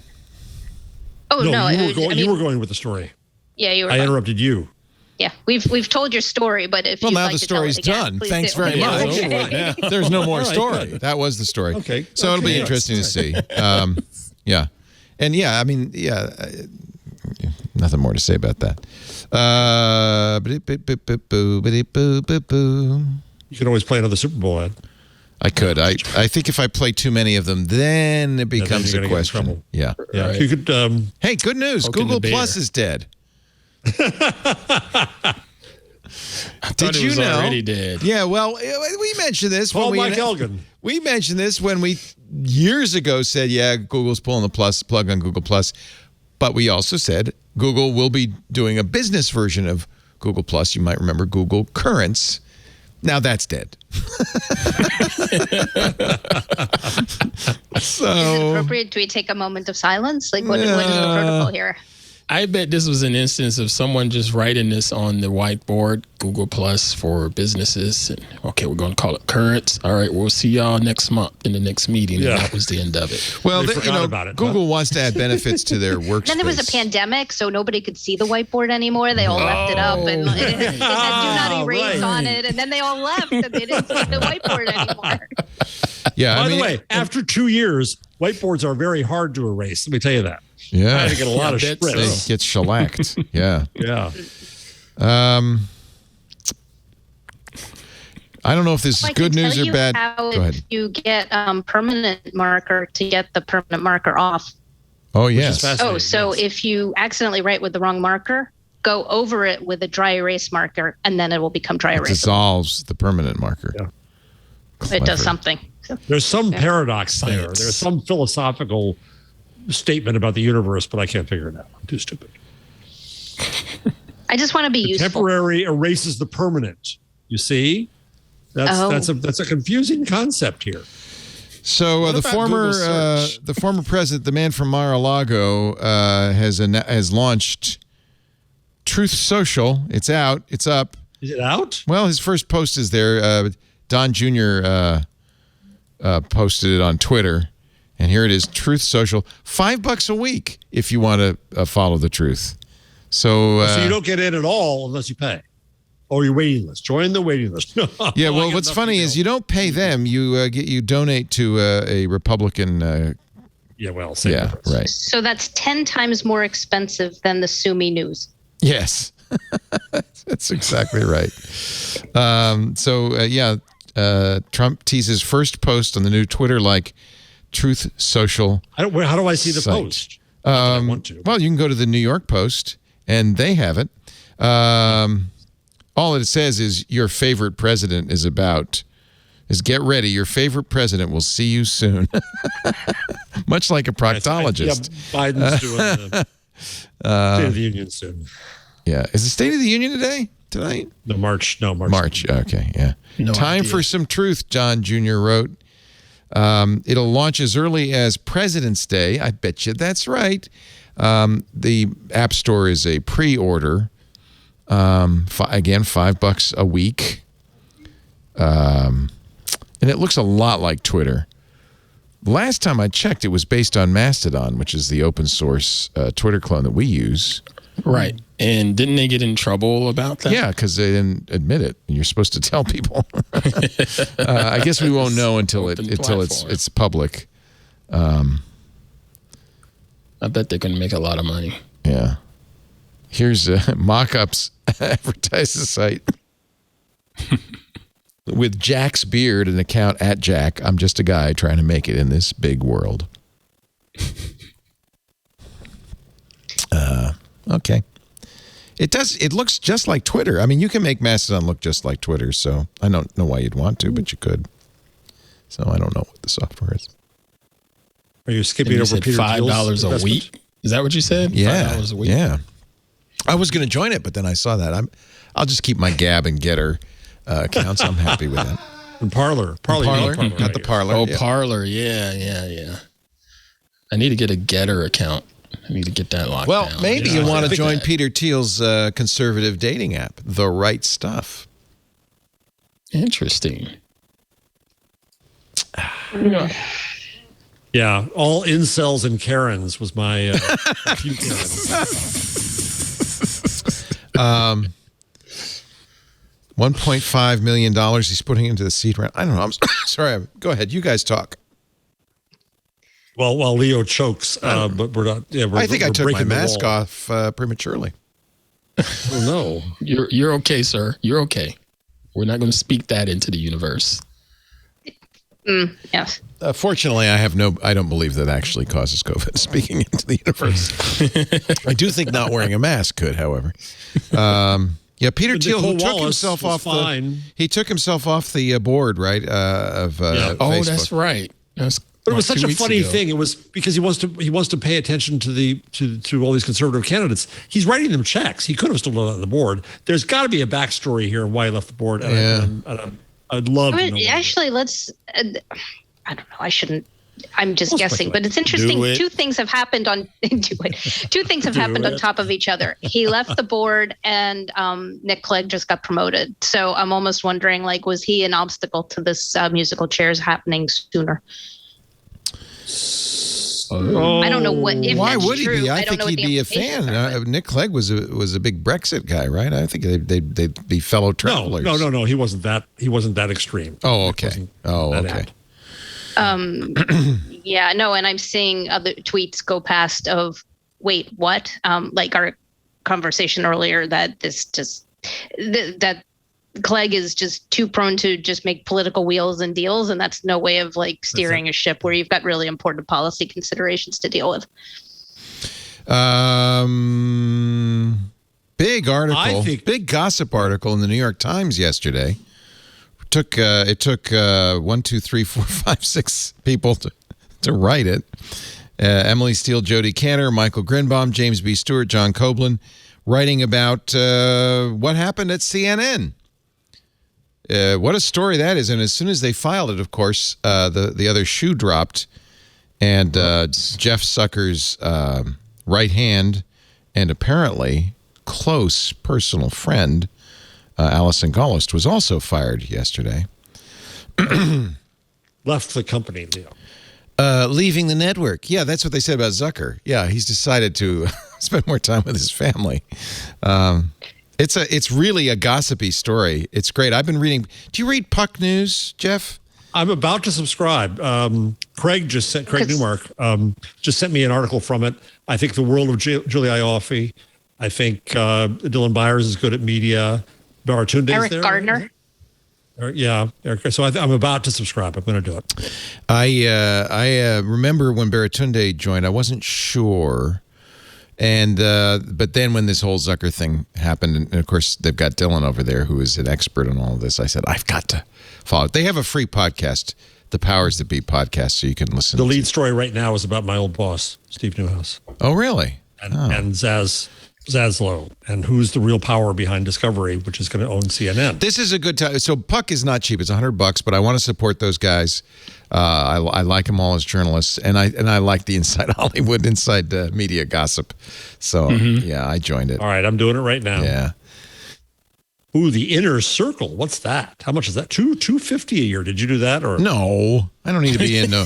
I'm not a Davos kind of guy. I don't need to do that. Well, that price point is the Trump price point. So consider the quality that's getting delivered at each from each service. You get more. Easy decision. Very easy decision. So yeah, there's not a lot of content because it's only about 8 of them, but I like that. Yeah, that's what's great. I actually stopped subscribing. Sorry, go ahead.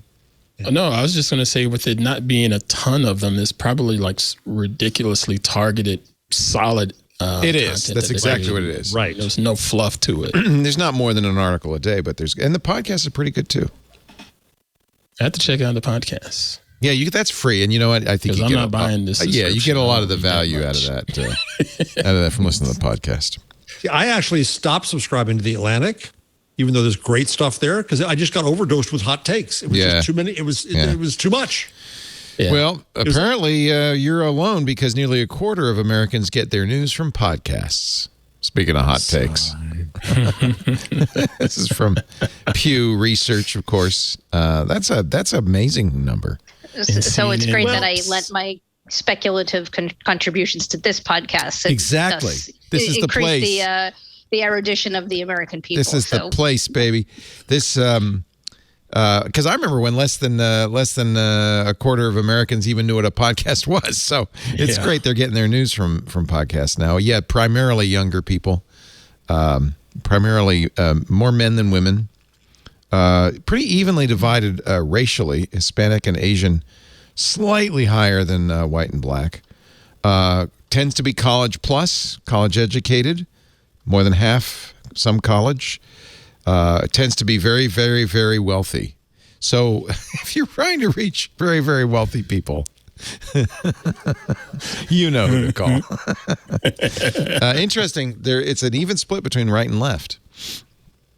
Yeah. So, yeah. But there's an absurdity to this. Because now people are going to say, oh, my God, podcast. I'm going to do a Marshall McLuhan moment here.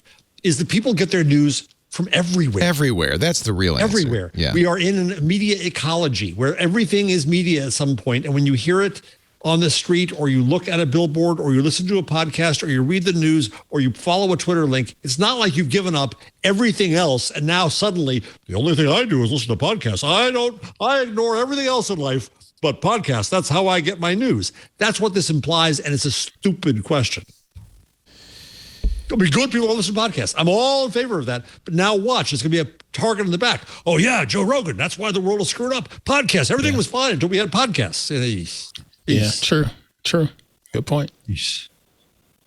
Let's do the Google changelog, John. Get those musicians in here. The Google changelog.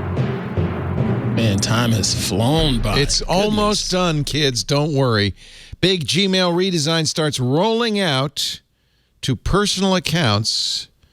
Look for the explainer from Google. Collapsible panel, app window, status indicator, show hide button for collapsible panel, and et cetera, et cetera. So if you're a Gmail user, get ready. This is change. I'm not sure change is good. I don't like it. Scary. I don't like it. I'm picking. This is pressing my buttons. Stop it. It is not yet widely available, but it will be rolling out end of the month, probably. That's probably when you'll get it. Finally, the end of Google's free storage plan. Not finally. I'm not looking forward to it. I'm just saying it. We knew it was coming, and it has happened. Anyone with a Google Apps for App Education account in the U.S. used to get unlimited storage for free. Not so anymore. And that's why Microsoft has jumped up and said, hey, over here, we got some. They're offering a discount to people who had the legacy Google workspace accounts. Google Drive's new filters make search easier, and they're rolling out to everyone. You could search. You see here, there's location, there's a file type, there's people last modified by title. But I thought Google Search was dead, sir. This isn't Google Search. This is Google Drive Search. Oh, Drive Reddit has Search. taken over the world. Who said Google Search was dead? Not I, for sure. It's in the rundown. Reddit people say Reddit people say Google Search is dead? Yeah. Reddit is the new search engine. Yeah. Oh, please. Yeah, exactly. Oh, please. I'm sorry. I didn't mean to derail the changelog. Google Docs don't worry, you cannot derail the changelog. It's a locomotive steaming your way. Google Docs. I'm sorry? I guess we got a little problem in our steam engine. Google Docs is getting AI-generated summaries, collaborative email templates, and more. I'm just going to skip right over that one. Android 13, every change thoroughly documented. You should tune in all about Android. They'll be talking, I'm sure. I just got the beta of 12L on my Pixel, and it's nice. It's solid. They did the third version of the beta last week, and it's nice and solid. Apparently, Pixel 6s and other Pixel phones will be getting the next 12L. It's the same March. User interface? Yeah. I think it's most. I think you might be worth trying it since you have a Pixel 6 you're not happy with. Okay. Google Home 2.48 brings Android TV remote to iOS and tweaks Wi-Fi graphs. Whatever that means. I don't know what that means, and I don't really care. Google Play Store now shows new app install progress directly on the home screen. These are minor. My product manager is going to cry. They're going to be listening to this episode and just burst into tears. I'm sorry, but the tech guy said he doesn't care. It'll never. It's not. It's not going to happen. No. And this actually is probably the biggest story of the changelog. Google has, remember they bought a company called, I think it was Neverware, for their cloud-ready version of Chrome OS. Neverware figured out a way to get the open source Chromium OS on third-party old PCs. I tried it when it came out. It was a great way to, kind of rejuvenate an old PC. But Google bought the company, and now they're bringing Chrome OS officially to older PCs and Macs. Follow the light, children. Come to the light. This is a really great idea because, especially the Intel Macs, which is the only kind it'll work on. People are buying new Macs. It's hard to put Linux on a Mac. Now, my experience with Cloud Ready when it happened was it was a little difficult. It didn't work with all hardware, but maybe this will work better with the help of Google. It doesn't take very long. Paul Thurrott did it. He said it took him long. Yeah. He said it took him longer to put Chrome OS on a USB stick than it did to install it on the old PC.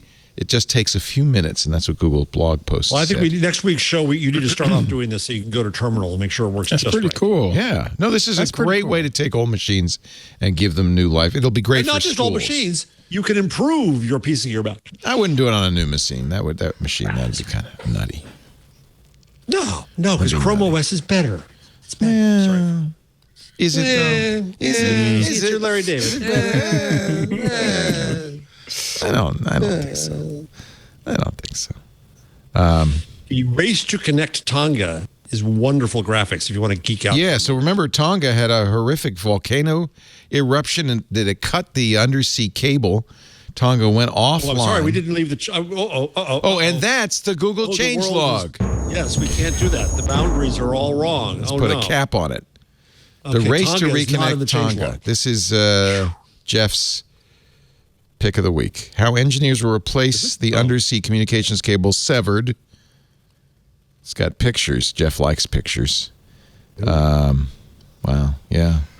This is what an undersea cable looks like. You're not very excited. It's got a tar-soaked nylon yarn outside. ultra high strength steel wires inside. No, it's cool. And the repair ship cool. And yeah. You know, if you did this for Stacy, she loves this kind of stuff. I do. I think I did do it for Stacy, and I forgot she's not on. She loves undersea cables. She does. I'm partial to undersea cable. Are you? There you go. Yeah. I mean, actually, I say that and flippantly, but I kind of am because it's a really critical connection and really interesting things happen. Like we're talking, what Jeff was talking about, the industrialization of communications. That's part of the industrialization of communications. Where are the undersea cables? When did they drop? When did they get run? What, are they secure? Like interesting geopolitical situations are contingent on where are the undersea cables and whom do they reach, etc. So actually, it is fascinating. You may remember that the first transatlantic cable was a telegraph cable. Yes, it was. In the 1850s. Within severed by a ship almost instantly. So, see, where you put them is important. Yeah, but this is why I'm bringing up this illustration here. The cable is lowered carefully to the seabed, and then there is a sea plow, an underwater sea plow in areas of high fishing activity. It cuts a furrow in the seabed for the cable, and then a little remotely operated ROV descends, inspects it, and buries it. So that is pretty cool. That's one way you solve that. I did not know that. It inspects the trench that it dug. Yeah, and buries it. Now, unfortunately, it only can do about 2,500 meters, so it can't be used everywhere. But that's pretty good. Pretty good. It's Larry David Day here at Twig. You've heard of DRM in printer ink cartridges. Now, Dymo is putting DRM in their paper. Oh, no. Yep. Did anyone tell Mr. Burke? Doctorow rant. If you're a Dymo label maker owner, you may want to be aware of this. Yes. So the paper is the ink is expensive, but the paper is also expensive because it, uses special paper. The trick is how do we DRM? How do we copy protect the paper? Well, these are thermal papers. They don't use expensive ink. So Dymo has figured out a way to DRM these. The latest generation of Dymo's desktop label printers use RFID chips in the labels to verify that they are official Dymo products. So not only is the paper, I think, not recyclable because it's heat sensitive, now it's also e-waste. Yeah. Well, this is such an improvement. I think it's probably, obviously it's not in the paper, it'd be in the cartridge, but, the thing that holds the paper, but still, that's a bad idea. This is Jeff's story, so I'm going to do it. Robinhood, or is this yours? Whose is this? Robinhood and Twitch? Yes. Yeah, Jeff wrote the headline. Robinhood and Twitch got together. The result, trading TV. There was a big ad for social investing on the Super Bowl. This is all the rage now. If you don't know what to invest in, you could take advice from idiots that your friends are your friends. Which seems like a bad idea, but okay. I invested in a company and lost my investment, which has some irony given it what it was. It was a social investing company to the extent that it was really brilliant. Started by a guy named Ricky Tata. I like his name too. So Ricky Tata figured that you could everybody could be a mutual fund to the extent that you had to share your actual trades so they were verifiable with the platform. And then if you're a great investor, Leo, I can follow you. And when I make money, you make a little spiff off of that.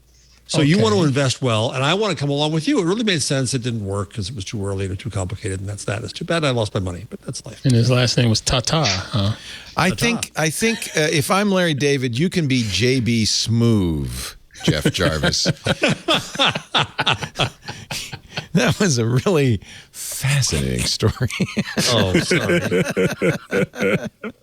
All right, let's wrap things up. It's been so great having you, Kathy Gillis.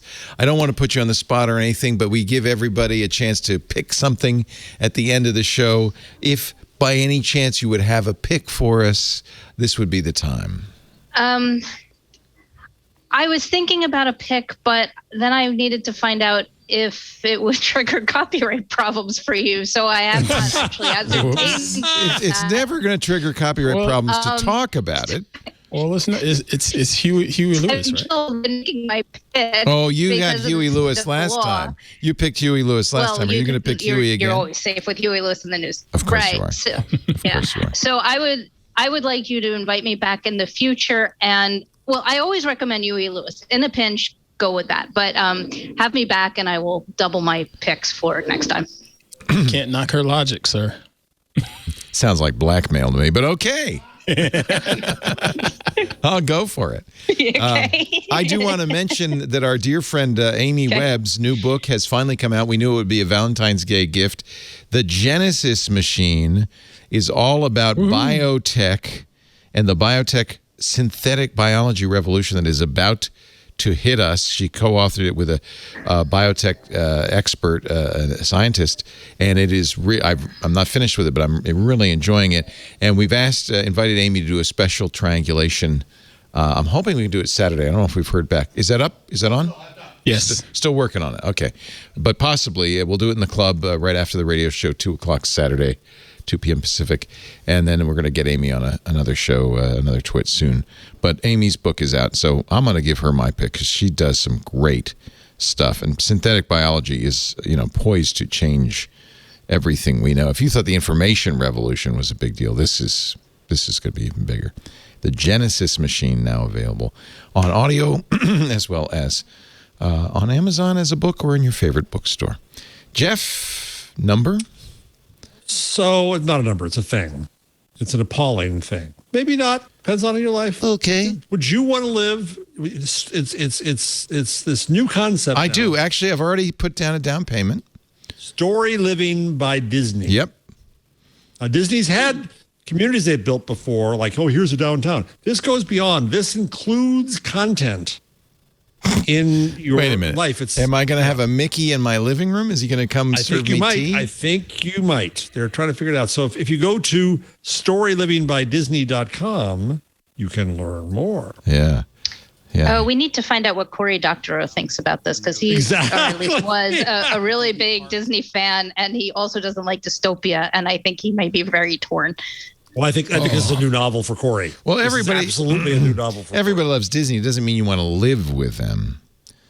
But Disney wasn't the downtown kind of a failure, or was it a success? I seem to remember. I don't know. I was trying to look it up, and now all you can find is this. They're going to do the first one in Rancho Mirage. Oh, okay. So you can live there. I think it's a 55+ That's Palm community, Springs. so, I'm moving there. You're eligible now. Yeah, here's a guy. Look, he's playing a guitar, so that's good. They've got restaurants. Your dog can eat at the table in Disney World. They've got lemons. They've got limes. They've got oranges. I don't really see much to recommend it right here. And they've got a desert. No. Where's the? So if you're not going to retire, where's the Disney part? Where's the?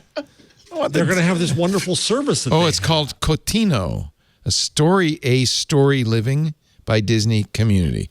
So that's a complicated. I got to parse that. That's questionable fontography. I'm not impressed with that. That really looks. Is. How many fonts are in this? 1, 2, 3, 4. Well, that too, but like the T, it's not a T. The T, where's the top? And the O seems to be falling over. Maybe because it's over 55. I don't know. Welcome to a dynamic creative oasis set within the stunning landscape of Palm Springs. Talk about your language defining culture. Like, what is that word saying? Can you please come up with an alternative pronunciation for us now, Kathy, since that's your specialty? I can't even read it. Will Uncle Walt be there? Well, I guess it's Coino. Jeff, I'm going with Coino because I can't see the rest of the T. Oh, that's not a T, that's an I? It's probably a T, but we're not sure. So you can't see it, can you? Because it's so thin. Yeah. Maybe if I make it bigger. Oh, okay. There we go. You shouldn't have to, but no, I'm calling it Coino. Well, if you're over 55, you can't. You gotta zoom it in. I don't need to humor Disney. They're not paying me. Tell it. Yeah. Well, here's a question for you all. If you were going to retire to a themed community, what theme, not Disney, just anything in life, BioShock. what would it be? I want to live in the BioShock world. It's underwater. There's giant robot enemies. I don't know. This does not, I feel like this is kind of half thought through. Like, here's a picture fading out of people doing yoga because it's just fading out. And then here's a guy who's just holding a Disney cookie cutter, a Mickey so cookie cutter. I think those Disney cookie cutters are fascinating because I don't think they are actually the Mickey logo. And I think the reason for that is because they don't want people running around making cookies that are the Mickey logo. So I think it's actually a different mouse. It's some other mouse. It's not even Mickey. It's just a mouse cookie. Smart. And by the way, I don't think there's any water in Palm Springs, but maybe that's a fake beach. I think this is very odd. Dystopian. It doesn't really say anything. It doesn't really rise to the level of dystopia yet, but Corey will find out. Oh, wait a minute. Kelly's right. Corey will find out. Disney is not the developer of Cotina, a story living by Disney. The buy, I guess, is kind of the giveaway. By Disney Community, or the builder or seller of homes within story living by Disney Community. It's like Trump world. Yeah. Third parties developing and building are independently owned and operated. Disney does not guarantee obligations of nor provide any warranties for the construction of community infrastructure, recreational areas, or unaffiliated parties who build homes in the community. So Disney just did a deal that's like all the gravy for us and all the risk just for the you. name. You want It's just that? the name. Okay, fine. Yeah. It's precisely a Trump deal. That's what Trump does. Isn't that what a franchise does? Pretty much. No guarantee You is actually made. provide some value then. No guarantee is made that the features and amenities depicted by these artist renderings or otherwise described will be built, or if built, will be the same type, size, or nature as described or described. It's legal. You know week how like on everything Twitter. Disney is fiction? So is this entire Availability website. of club membership and operation of club facilities are not guaranteed. You will take what Listen. we give you and like it. I can't believe a webpage just made crypto look good. This is hysterical. Disney. This is, I don't, my For a favorite solid line is, investment, go with Bitcoin. I don't understand this. what? You got to read the disclosures, and then you'll know. It's not by Disney. Okay, well, so anyway. That is I thought it was just,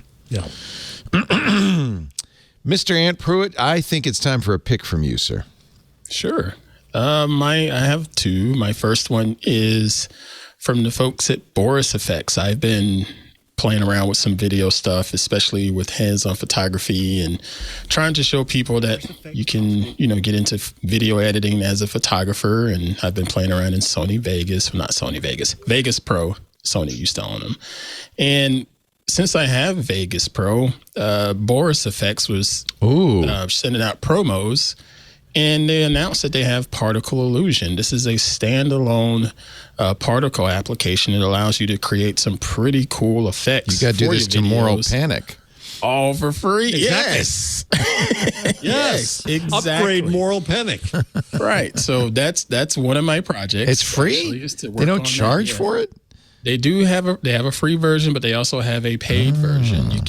I think the paid version is $15 a month, but these are like ridiculously high-end particle effects. Look at that. If you had Moral Panic right in the middle there, that'd be so cool. Oh, that's a good one. Pretty Yeah. Ooh, but it Moral. works with Vegas Pro. It works with Premiere. Cotino by Disney. It'd be perfect. How could they need an ant for all their graphics? Oh, work? look at this. They could have so much more fun. Welcome to the Cotino Waterfall. But I'm going to be playing with this a little bit more. So I have some things in mind, including Moral Panic, as you all said. Yes. So that's BorisFX.com. I've used their stuff too. I like their stuff. I think they're good. Yeah. And my next pick is, since I've changed my set here and turned on sunlight to come in. It's very open and nice. it screwed with my monitor. I'd go to work on an edit and things didn't look right from a color, and because light's coming in that I'm not used to having. So I was like, I should probably tell people to calibrate your monitors based on your room setting. And I use a Data Color Spider screen calibration tool. Mine is old, but they have them online in Amazon for fairly cheap, and they really, really work, and they really make a difference in making sure you get your colors right in your photo or video editing. I always call these a screen sucker because they go right on the screen. Yeah. But this sort of look that way. Yeah, this is a good way to calibrate your monitor. That's good. And it seems like they're less than they used to be. Yeah, they're a lot cheaper than what they used to be. Yeah. And it only takes about 10 minutes to do it, if that. Nice. And lastly, I just wanted to say thanks for the people. I guess people are filing their taxes and getting their tax refunds because I've had an influx of prints or old school NFTs get purchased here recently. So I just want to say, hey, go out there and buy some more of my old school NFTs. A print is an old school NFT. It's a fungible token. I love that. I'm borrowing that, but before there were NFTs, we used to put these on paper, and people would put a piece of wood around them, and we'd call them prints. That's the thing. We were talking about this previously on the show because I have NFTs out there, but as I said, my audience, they want print. So Purring.com. Because I want to put it on my wall. Because your people, your fans, your smart enough people to appreciate your art are themselves smart. They're not going to get taken in by any odd. Are these your best ever pictures? These are like the best pictures, or have you got not more? Not all of them. There's a couple that I haven't put up there for sale because I have to think about how I want to price them. Right. These are great. These are pretty top notch. Love them. Yeah, they're really beautiful. Great images. You're selling them on Fine Art America, but if you go to antpruitt.com, you could probably find them there, right? Mm-hmm. antpruitt.com/prints. Nice. Easy way. Nice. Thank you, Gant. Sir. Thank you, Kathy. Go ahead. I just real quick. So I went to the Chrome for PCs and Macs. It's kind of wonderful. Google is calling it the free upgrade. Where PCs and Macs have been waiting for. I think that's fantastic. That's great. I will definitely think twice now about getting rid of older Macs because I think it's turn it into a Chromebook. That's a great idea. Yeah. Now, is this still dual bootable or no? I think it totally replaces wipe it and that's it. Yeah. Okay. And there are some Macs there's PCs, lots of them that are just so old that you really don't want to put. But once Windows it is bootable in Chrome, you can put Linux on it then, right? Yes, that's right. It's sort of on it. Yeah. Okay. Nice. It's a good. You could always just put Linux on a plane. It's a little there. Installing Linux on a Mac is hard because there's so much proprietary hardware. If Google's done the job to get this working on a Mac, I think that's really good. A lot of schools have old Macs. Mm-hmm. With really decent hardware. Kathy, I really appreciate you coming by. You always up the quality of the conversation. Thank you so much for being here. At Kathy Gellis, Gellis on Twitter. CG Council is her website, cgcounsel.com. And she is, of course, an expert in international law, civil liberties, a U.S. lawyer, and a proud geek. You might see her on Tech Dirt. Kathy, thank you for being here. Next time you could fiddle for us. We'll discuss it. Yes, fine. Okay. Do you play sad? I'd like another invoice, and I'm not quite sure if that's going to actually help or hurt my prospects. Well, I'm wondering, do you play like Frankenstein did, long, sad songs in the background to haunt people? Or? I played for like 7 or 8 years when I was a kid, and then basically didn't touch it for 30 years, and now have picked it up in the pandemic, and it's better than I would have thought, but I'm jealous. It's not a great violin, and it doesn't have a great bow. So I'm not terrible, but it's not inducing me to stick with it, which is kind of too. I'm jealous. If I could play the violin even badly, I would love. It would just be. I just love that instrument, so it'd be fun. Oh, really? Anyway, yeah. Well, it's true that if not played well, it can sound horrible. Yes, it's a very easy instrument to drive poorly. It is challenging, shall we say. Thank you, Kathy. Thanks to Jeff Jarvis, the director of the Townite Center for Entrepreneurial Journalism at the Clegg. Newmark Graduate School of Journalism at the City University of New York. Thank you, Jeff. Thank you, boss. Appreciate you being here. Aunt Pruitt, of course, I appreciate you. You taught me how to say that. I appreciate you. I used to say appreciate it, and then you say I appreciate you. And I noticed everybody says that now. It's changed. It's now I appreciate you. So I'm going to say that from now on. I appreciate you. I do. I appreciate you, sir. twit.tv/HOP. You've got a big event coming up in the Twit Discord, the Club Twit. Is it Friday? No, sir. Actually, it's next Thursday. Next Thursday. The 24th. Okay. Featuring the one and only pain in my butt, Mr. Dr. Owen J.J. Stone. Oh! We're doing an AMA. I love that dude, even though we give each other. He's the best. He had me on his podcast. I don't know if it's up yet. I'm gonna look. Yeah, I heard about that. It was so delightful. And I got to ask him all kinds of questions. I turned it around because I wanted to interview Doctorow. Very interesting. Yeah, and his whole parenting, of course, he has a podcasting on parenting too. Mm-hmm. And that's just, I mean, it's just fascinating to see the respect that his daughter and he have for each other and display on the internet. Yep. It's really very, very, very cool. He's a different bird. I'll say that. Yep. But I love the guy. But yeah, that's coming up next Thursday at 9 a.m. Pacific time, February 24th, for our Club Twit members in the Discord. So go sign up for Club Twit for $7 a month.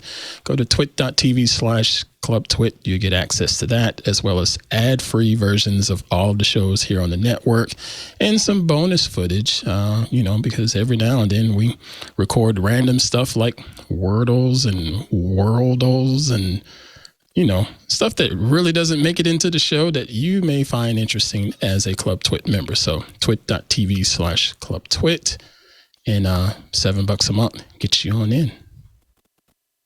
Yeah, in fact, we have a bunch of shows that are there that are not yet on our public feeds, like our Untitled Linux show, Stacy's Book Club.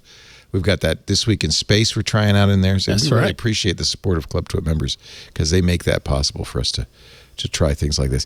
And I'm here to announce that we have opened up access in the club to the Twit Minecraft server, which was created in 2014 by OMG Chad, way back when. Wow. And if you are a member of Club Twit, go to Let's Play. That's one of our areas, and just give me your Java Minecraft name, and I have to whitelist you. So all the people are doing that, and you can join us in our club Twit Minecraft, which is wild. People are starting to already build some really fun and crazy things. John Arnold has built his X-Wing fighter in there. I saw somebody's got I guess expert in Minecraft is starting to do some really interesting things. So that is another benefit of Club Twit that we hadn't really thought about. But yeah, the Minecraft server is up, it's running, and if you want to join it and you're a member of Club Twit, just go into the Let's Play area and request permission to access. One more thing I got to mention, last week's with you and the Elgin family talking about Gastronomad was pretty fun. It was fun. A lot of fun conversation there, and some really good wine too. And then again, as we mentioned, Saturday, Club Twit members will be able to ask Amy Webb questions. We're doing a special triangulation, which will be open to the public. Everybody will be able to watch us tape that at 2:15 Pacific, 5:15 Eastern, 22:15 UTC this coming Saturday to talk about her new book. And then Amy's going to be on Twit the following day. So we're gonna have a lot of Amy Webb, which is fantastic. Yeah. That's going to be awesome. Very excited about that. The Twit survey is open. Please don't forget twit.tv/survey22. Completely voluntary, but it really helps us both selling advertising. We don't want to have to track you. We don't want to turn into another Spotify. We just need to know a little more about you so we can make programming that's better for you, so advertisers know who they're reaching. Just a few questions, take you a couple of minutes. We do this every year. Thanks in advance. I really appreciate it. twit.tv/survey22. That's enough business for the day. Let's all go home. Have a great evening. I'm Leo Laporte. We'll see you next time on This Week in Google. Bye-bye. Android is constantly evolving, and if you're part of the Android faithful, then you'll be just as excited about it as I am. I'm Jason Howell, host of All About Android, along with my co-hosts Florence Ion and Ron Richards, where every week we cover the news, we cover the hardware, and we cover the apps that are driving the Android ecosystem. Plus, we invite people who are writing about Android, talking about Android, and making Android onto the show. Every Tuesday at twit.tv, look for All About Android.